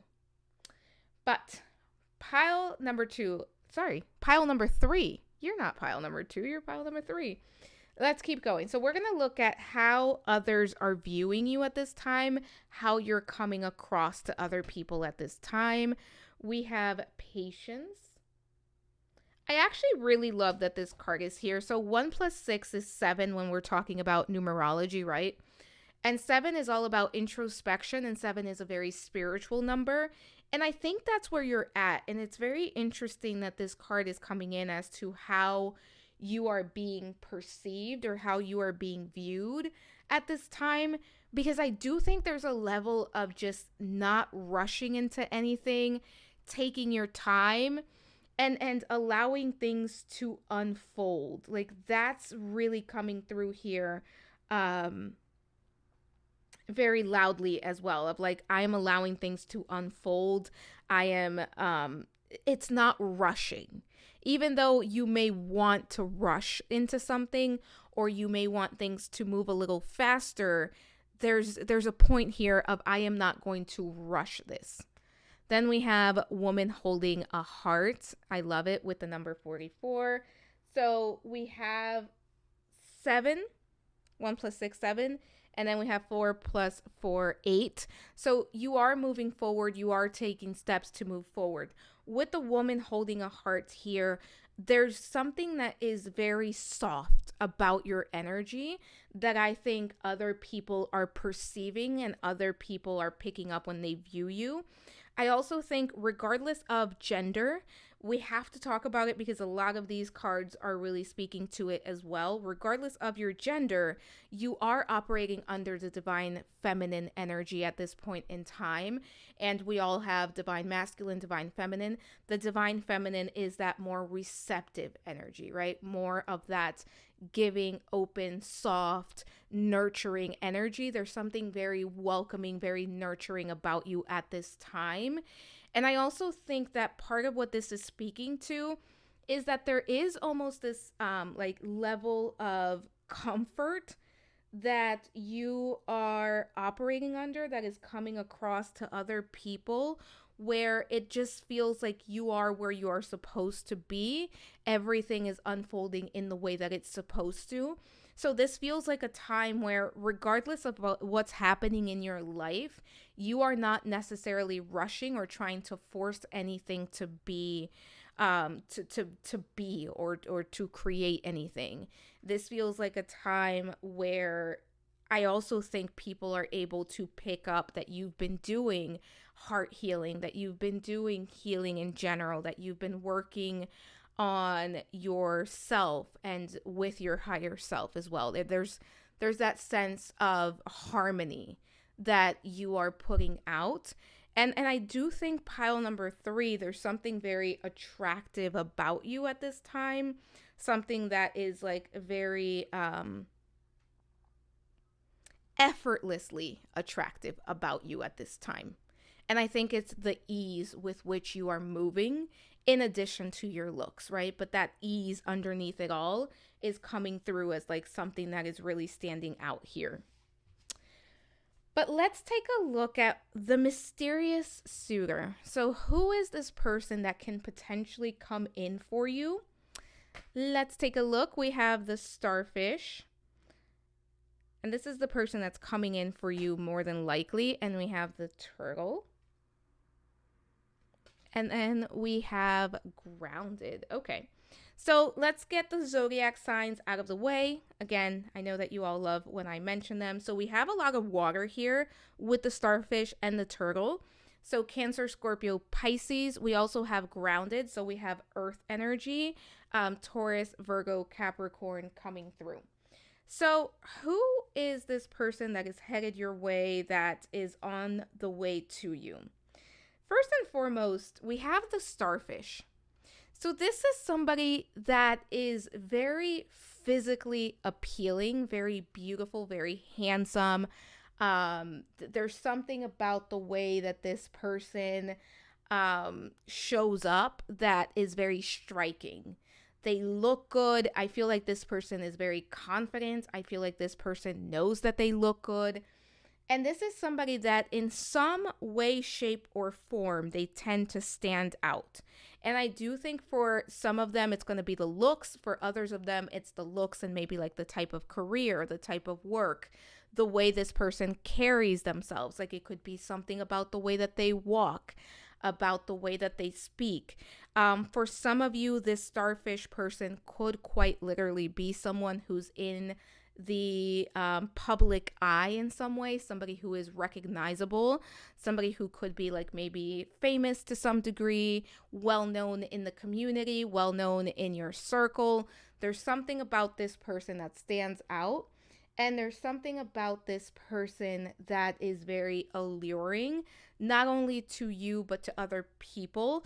And I do think there's a level of this person that what you see is not necessarily all that there is, right? So sometimes I love to say what you see is what you get. With this person, what you see is not half of who this person is, because I think they choose to present themselves in a very specific manner but there's so much more to them than what they are willing to reveal, especially early on. So it takes a little bit of digging to get to know who this person is, and they have to decide that they want to show you who they are. Because it's almost like they have this facade, this persona that they put out into the world, and they don't necessarily work hard on correcting people who assume that they know who this person is. Like they'll kind of sit back and just let people think, like, if you think that's who I am, that's who I am. I'm not arguing it. I'm not fighting back. I'm just going to kind of let you believe what you need to believe. And I'll also say this is somebody who is very exciting to be around, somebody who is very extroverted, or they're very good at coming across as an extrovert, because what we have here is the starfish and the turtle. And I think this kind of represents this person's energy, which the starfish is what you see. This is the persona. This is the facade. The turtle is more of what's within the depths and and beyond the surface of this person. And I don't necessarily think that a lot of people get to see just how wise, how grounded, and how reliable this person is. Don't get me wrong, they're very adventurous, they're very spontaneous, but this is also somebody who is quite balanced, and they know how to keep themselves in check, and they know how to keep themselves balanced. But what they show to the world is different from what all that there is to them. And they do that on purpose. And I think that some people would be shocked if they got to know the person underneath the surface. And I'll also say that this is somebody who has a strong relationship to nature. I would not be surprised if this is somebody who's like an animal lover, or this could be somebody who really likes to go out into nature. Like maybe they enjoy hiking, or maybe they enjoy traveling to places that are not as urban or as populated, so that they can spend time in nature. This could be somebody that really enjoys water. I mean, we have the starfish and the turtle here, but this is somebody who really has a strong connection to nature. And I'll also say this is someone who has some hidden talents to them. And part of those hidden talents, this person could be like a writer, a storyteller.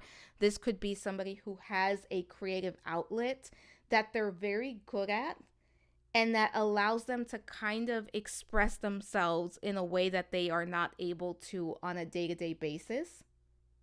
I do also believe that this starfish person is probably a very avid reader. And what they read, I think, would surprise most people. That's coming through. Like this is somebody who's very deep, but they don't always let other people know that. And for some reason, I'm also seeing a dragon. Actually, the dragon is right there, but I'm also seeing a dragon for this person. So they could have been born in the year of the dragon. Or maybe they have a dragon tattoo. There's something about dragons in this person. Different things for different people. Take it if it resonates, but something about a dragon. And dragons can, they breathe fire, right? So transformation, destruction, and creation with the fire there. Very interesting. All right, so pile number 3, we're going to start talking about you. So this reading is meant to be a part of the series. If you want to keep going with more information on your person, let me know. I'll do that. But we're going to get into the whispered rumors. What are the hidden influences here in this season of love for you? Let's take a look. Oh my goodness. That was a terrible beginning shuffle. So we're going to try that again. There we go. So Spirit, for my pile number 3's hidden influences. So this could be unseen dynamics, subconscious blocks, or external influence that is hidden that you are not aware of. Let's actually do these 3. You know what? We'll take it. bottom of the deck, the Ace of Summer, which is the Ace of Cups in this deck. We have Awakening, which is Judgment in this deck. The Three of Spring, which is the Three of Wands. The Seeress, so that is the High Priestess. And we have the Seven of Summer, so the Seven of Cups. Pile number 3, let's talk about it because it's juicy. There's quite a few things here. So first and foremost, actually let's start on this side. Let's start with the Judgment. I was going to start here, but let's go in order. So first and foremost, we're going to talk about this Judgment card here as far as to what you may not be aware of, what's hidden here. And I think a big thing that's hidden here for you, pile number 3, is that there's a mask. And actually, I think we've already touched on this to some degree.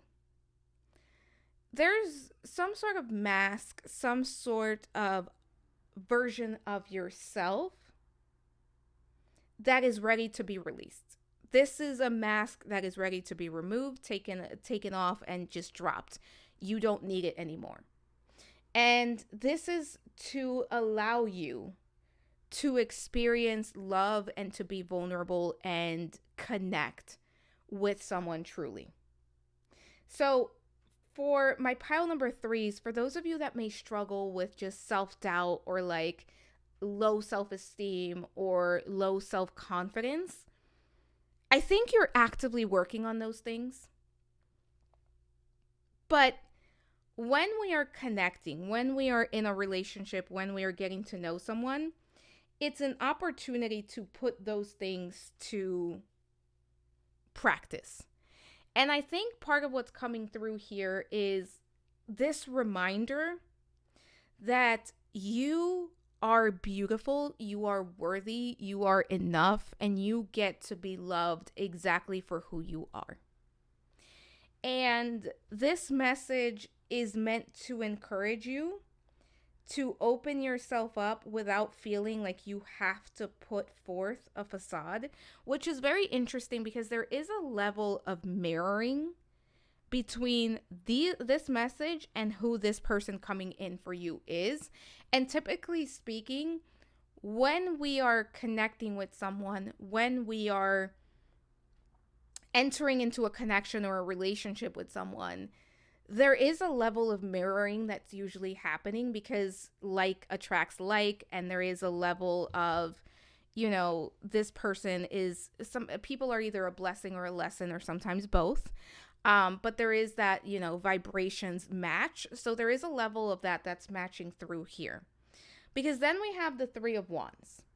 And this is speaking to fears, right? Because when the Three of Wands comes up in a regular position or it comes up, it speaks to miracles and it speaks to the manifestations that you have worked on are here and they're here for the taking. And the Three of Wands is a reminder that what you want wants you back and it's already on its way to you. So it's your job to remain open and expectant and to welcome in the opportunities. So this is speaking to be careful that you don't push away any blessings from a place of fear and don't remain stagnant or stuck from a place of fear.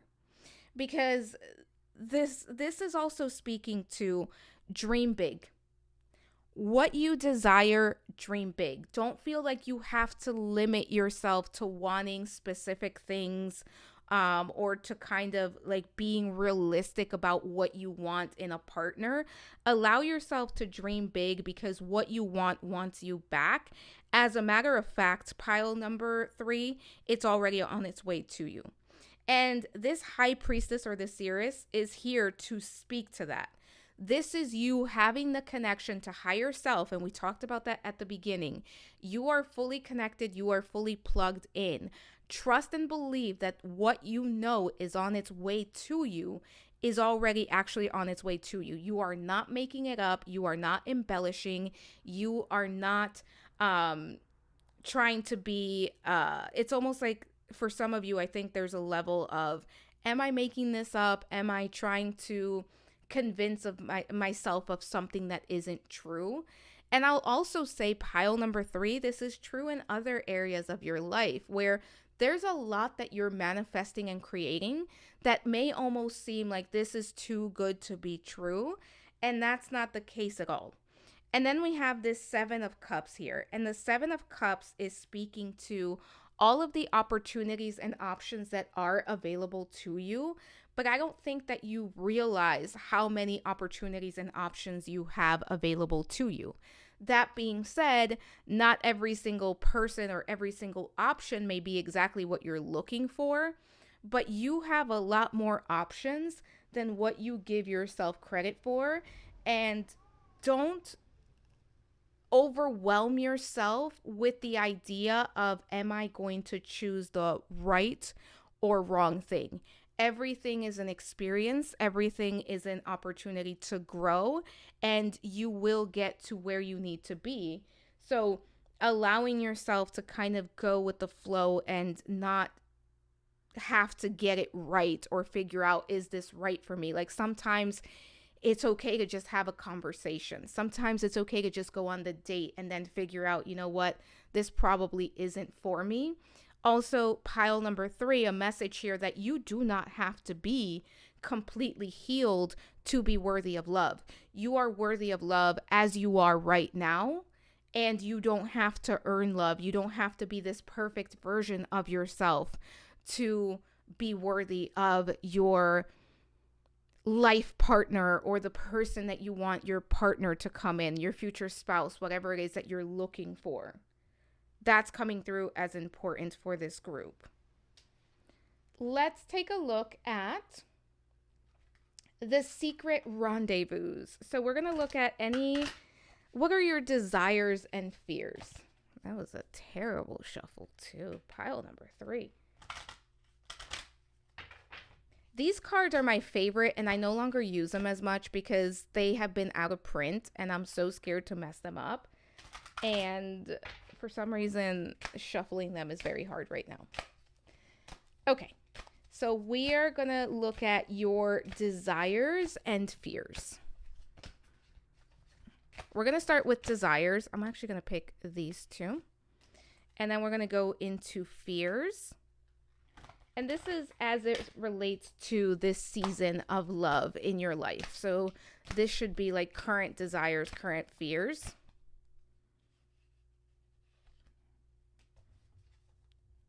Bottom of the deck, we have the Chariot. And for desires, we have the 3 of Pentacles. And we also have the Vicar, which is the Hierophant in this deck. And for fears, we have the King of Swords. And we have the 7 of Winter, the 7 of Swords. So pile number 3, let's talk about the desires first, because that's what we picked first. Okay, so for the 3 of Pentacles as a desire and the Vicar as a desire, I think part of what the desire is here, pile number 3, is to find the right person. And I think it's not even only the right person. I think for you, pile number 3, this goes deeper than just like the right person. So it's deeper than I just want the right partner. I think it's I want the right partner, but I also want to make sure that the people they're close to, like their family, their friends, are the right fit for me. And I almost feel like for some of you, it's because you have a very close connection with family and friends, and you want somebody who also has that sort of close connection. But I also think for others of you, this is coming from a place of maybe you don't have that, and you want somebody who is going to be able to kind of introduce you to a circle of people that can be that you can get along with, that it's almost like this is also my family now, or these are like my friends. Like that connection above and beyond just the person that you're going to be connecting with, the person that you're going to be in a relationship with, for this group feels very important. And I think it's also very important that they get along with the people in your life. And for my pile number threes, there's something about um, being with someone that wants something long term, but also that wants to build a life with you that has the same goals, the same desires, the same outlook for the future. So, for example, if you're looking for someone and you want to get married, you want to make sure that this person has the same intention, that this person, maybe you're both aligned when it comes to what is a family going to look like, where are we going to live, what are our values and ethics when it comes to how we're going to raise our children. Do you have a pet? Do you want a pet? I have a pet, or I want a pet, whatever that's looking like. You want somebody who's going to be in alignment and somebody that you can build with, but it's not just you and them. You want this to be almost like a community, a family that comes together. This, to me, pile number three, is like one of those big weddings where everybody's just happy to be there and everybody's just happy for the couple. Or like one of those like big connections where for the holidays you get to spend time with each other's friends and family, and you get to kind of build a brand new community together.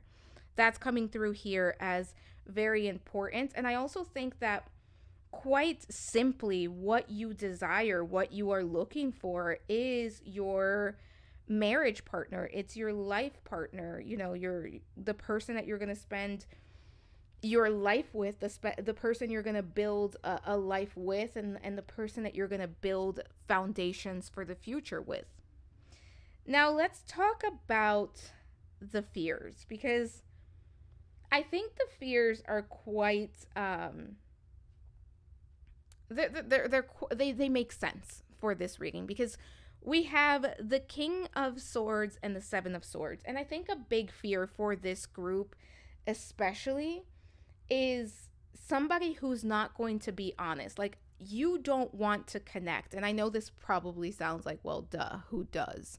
But I think for this group, there's an actual fear of either picking the wrong person, or maybe picking somebody who's going to deceive or betray you, or picking somebody who's keeping secrets from you, or like being with someone who is not being honest in some way. And I think for some of you, this goes even deeper than that, which I think there's a level of like imposter syndrome that's happening here as well. This fear of, what if this person gets to know me and maybe they don't like me? That feels like that could be the case for like one or two of you, but only take that part if it resonates. And here's the thing, pile number three. If you are somebody that has that fear, the best thing to combat that is to be yourself, be authentic, be vulnerable from the very beginning. Because as scary as it can be, if you are yourself, if you are vulnerable, if you are authentic from the very beginning, what are the chances that somebody's gonna walk away or like feel like it's not you after all? All you can do is be who you are and the best version of yourself, and give yourself a chance. Um, and that's all you can do. So for this group, really understanding that there's no surefire way or 100% guarantee as to not picking the wrong person, or not getting involved with the wrong person, or not getting hurt in some way. And I'll also say there's a fear here of maybe even manipulation, or like there's a fear that somebody's going to want to play with you, or somebody's going to betray you or hurt you in some way. And I think there's also a fear of like, maybe this starts out good and then it turns really cold, and this person kind of goes hot and cold on me. And this could be something that maybe has happened in the past, pile number three, but that's coming across as like very strong fears that are happening right now. Let's actually take a look at the dance invitation. So, what are the opportunities that are going to come up for you in this season of love?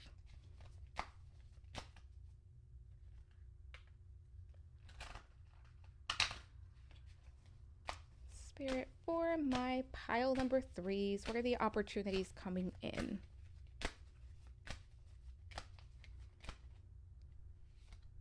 Let's see. We're going to keep it simple. 2 cards, the Magistrate. This is Justice, the Justice card. Then we have the 4 of Summer, so the 4 of Cups, and the 2 of Winter. This is very interesting. So the 4 of Cups and the 2 of Swords as to the opportunities that are coming in. The 4 of Cups is a card of frustration. It can be a card of apathy. It can be a card of just like, I'm over it. And it can be also, I'm focused on the past instead of the present moment.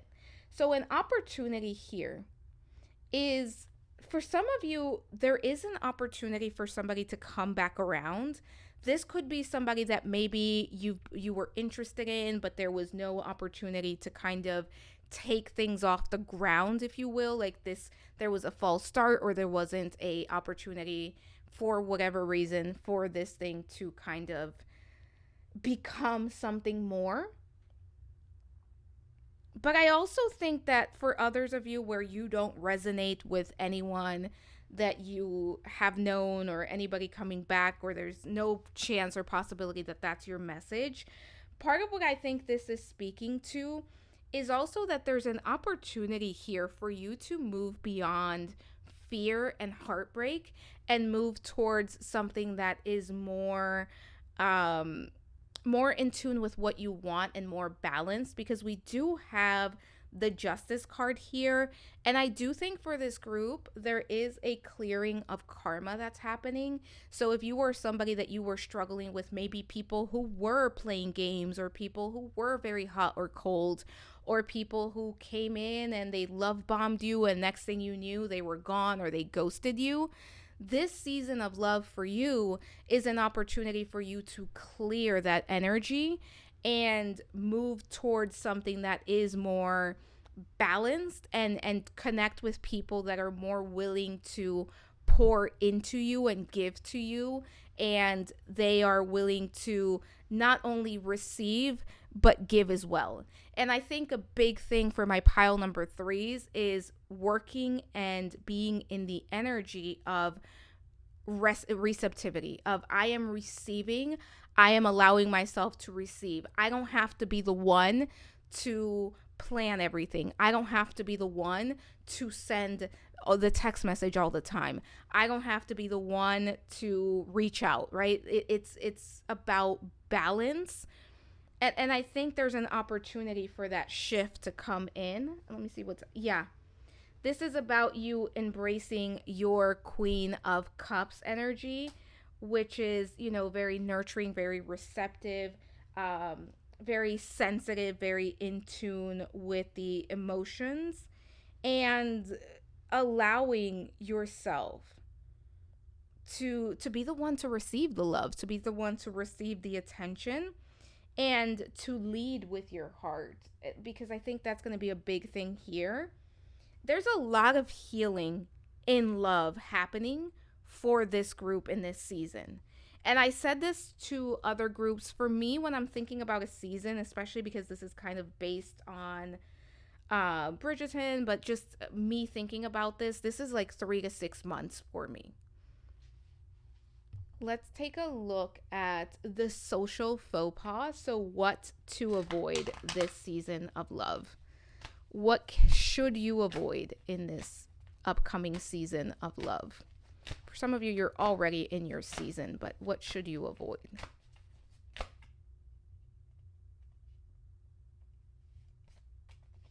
All right, let's take a look. The Ace of Winter or Swords. We have the Stars, which is the Star card. And we have the 10 of Summer, the 10 of Cups. Love this. So, as far as what to avoid, we do have the Ace of Swords at the bottom of the deck, and I think that's speaking to over analyzing, overthinking every single little thing, to the point where you create stuck energy or stagnant energy for yourself. Being very careful not to do that, kind of allowing yourself to, obviously there are things that we have to discern, things that we have to think through, but not staying so much in that energy where you are creating stagnancy. And that can look like, I'm noticing this, so let me just get up and do some body movement, or let me just get up and focus on something else. Kind of breaking that focus, that over analyzing, over focus there. And with the star card here being here, or the stars card, the star card is all about miracles and expectations fulfilled and just wishes being granted and opportunities, and kind of being in alignment and being in the right path. This is talking about what to avoid. This is about avoiding losing faith. Do not lose faith that what you want is coming your way. Don't feel like you have to tell yourself that you are okay being alone if that's not something that you want, right? It's one thing to, yes, I'm alone, I'm single, and I can do this, but it's not ideal, right? And it's okay to admit that if that's the case for you, and to continue to allow the right opportunities to come in. And this is also speaking to, don't miss opportunities, don't miss out on blessings because you're in this energy of overthinking. Because we also have the 10 of summer, or the 10 of cups in this deck, which is speaking to, be careful of miscommunications. Be careful of unrealistic expectations, right? Or be very careful, pile number 3, with trying to tell yourself that you are not worthy of love, or allowing yourself to feel like you are not worthy of love and choosing that to be a truth. Because pile number 3, if you are listening to this, you are more than worthy. You are lovable. You are made of love. There's nothing you need to do. And here's the thing, you're doing so much. But in order to deserve love, to earn love, there's nothing you need to do, because you are already lovable the way that you are. So allowing yourself to sit in that truth, and to accept the opportunities, but also to create opportunities. What do I mean by that? When we create opportunities, it's us asking the universe, this is what I want, and then saying, how can I help the universe by putting myself on the right path of connecting with what I want? And I think for my pile number 3s, for some of you, it could be that you do want to meet this starfish person. So what can you do that's going to facilitate that? That's going to help the universe bring you together, and that you can sit in the trust of knowing that you are helping the universe bring you together. So we're going to look at Lady Whistledown's revelation. And this is going to be the advice from the universe when it comes to love and this season of love for you. Spirit for my pile number 3s. All right, as soon as I see them. Bottom of the deck, the Hanging Fairy, which is the Hanged Man in traditional tarot. Then we have the Herald of Spring, which is the Page of Wands. We have the Chariot, and we have the Fairy Bride, which this is the Lover's card in this deck. Absolutely stunning. All right, pile number 3. What is the advice here? First and foremost, pile number 3. I'm actually going to start here with the Fairy Bride. What do you want? What do you truly, truly want? Once you know what that is, and once you've made the choice, stick to it. Allow yourself to really sit in the truth of that's what you want. Don't be wishy-washy. Don't go back and forth. Don't try to kind of soften the blow where you may feel like what you want doesn't want you back. So you try to convince yourself that you don't want it. We're not doing that, because what you want wants you. And it's on its way to you. And even if it's not this person, even if some of you heard that description and you're like, I don't want no starfish, we're going to get you who you want, because that's what you want. So the advice here is get clear. Decide. Make up your mind. And it's okay to, once you make up your mind, to feel, to feel down in the dumps and to feel things and just to be not okay for a day. But you're not going to just keep telling the universe, I want this. No, I want this. I want this. You know what? It's fine. I don't need it. Because that's sending mixed signals. Once you decide what you want, we're going to go back to the Chariot. So we're going to go right to left. We have the Chariot here, and this is about taking the reins of your own chariot or your own life, right? That is what the Chariot represents. And this is also you becoming exactly who you want to be, and you welcoming in the energies that you want to welcome in. Pile number 3, what you want wants you back. In order to allow it in, you have to decide, you have to allow it, and you have to take a chance. And one of the messages that came through for this group earlier was 7 of Cups. Remember that? You have way more opportunities than what you realize. You have way more opportunities than what you think. But you have to be open to seeing them. You have to be willing to see them. And you also have to be in a place where they can find you. I always say this, but if you work from home, or you just go to work and then come home and you don't really go anywhere, or you don't, even some people will work from home, or they'll go to work and then come home and they don't go out much. They still put themselves online. So there's this thing about, you have to help the universe, and you have to believe that it's coming. And you have to trust that it's coming in. And you have to give yourself permission to accept it and to dream it and to be in the energy of it.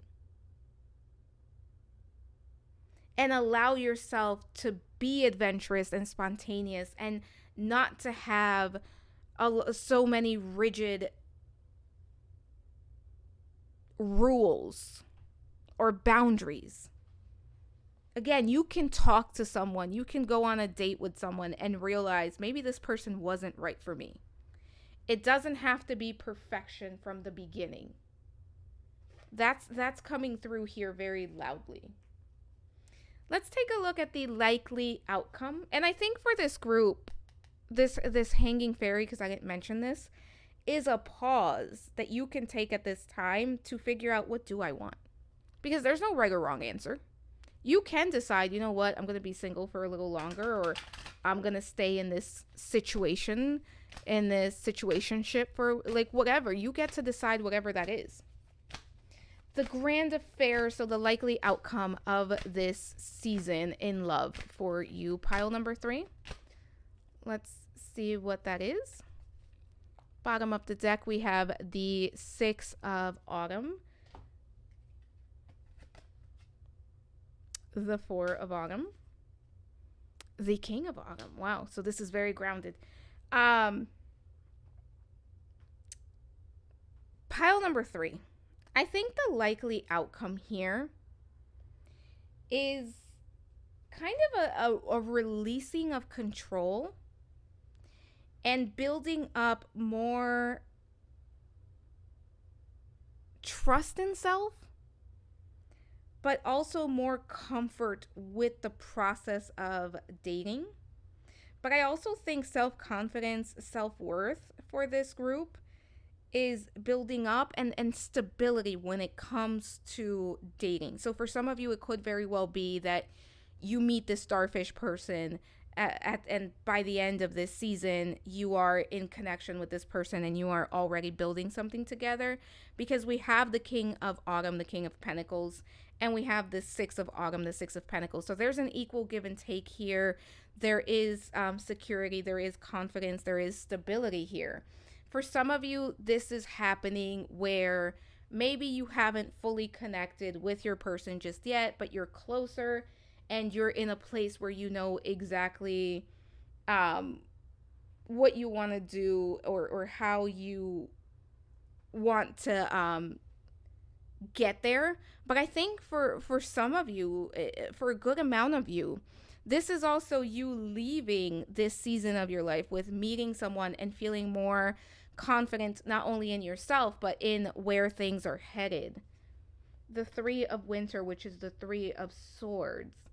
Yeah, it's leaving behind heartbreak, heartache, and fear of heartbreak, heartache, because I think there's a big fear for this group especially. But regardless of how this plays out, it's more grounded energy, more confidence, and feeling more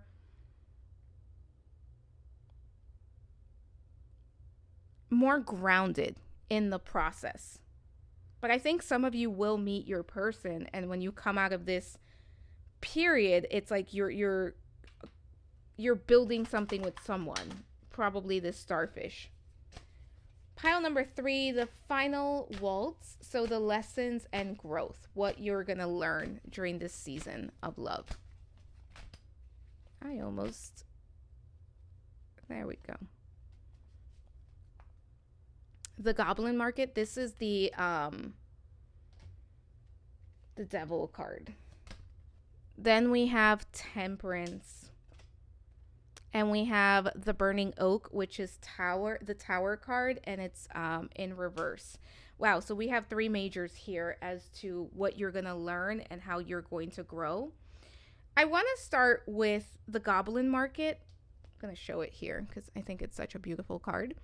But what's happening here is you are freeing yourself from what you believe to be true about yourself, about dating in general. And Temperance is balance, right? It's you having a more balanced approach, but it's also comfort, right? It's harmony. It's I feel comfortable and in alignment to where I am at.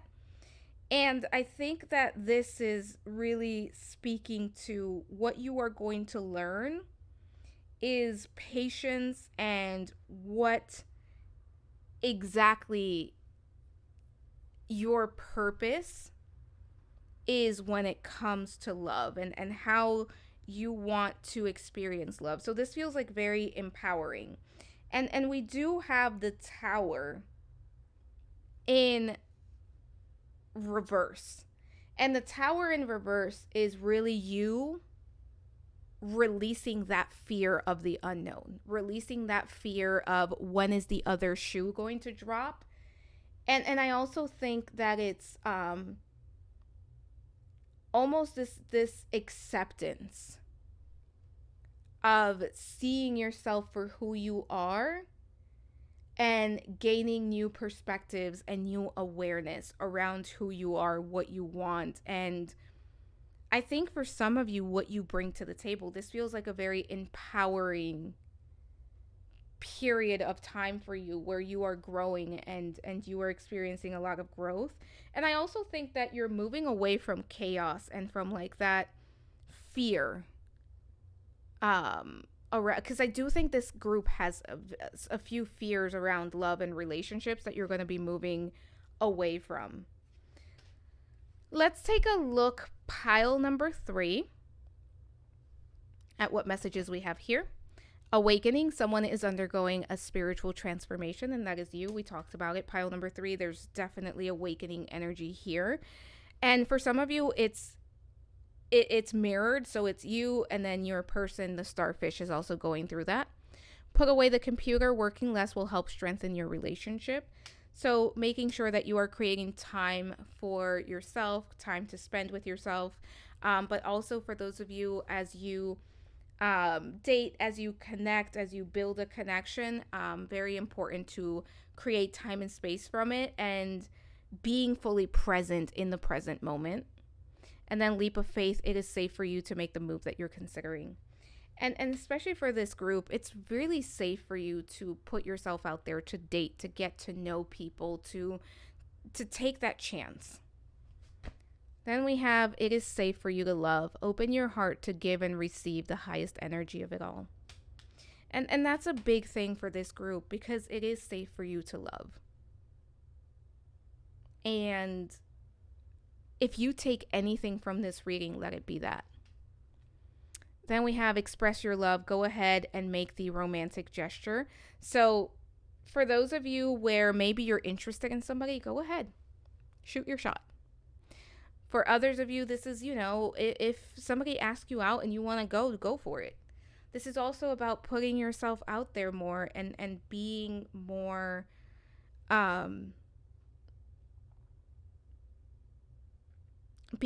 intentional about love and relationships. Pile number 3. Claim it in the comments. Your affirmation for the week for this reading. I open my heart to possibility. Because I think it's more than just in love and relationships that you are doing that. But pile number 3, let me know if you'd like to see this as a series where you'd like to see the next one kind of focus on your person. Let me know what else you'd like to see next. Don't forget to like, comment, subscribe, hit the notification bell, all the things that help me out with YouTube. Share the video if you think it's worth sharing. Keep an eye out. I will be posting the poll for next week's reading tomorrow. So this is going up Sunday and that will be posted Monday. But thank you for allowing me to read for you. I am sending so much love, so many blessings, and we will talk soon. Bye for now.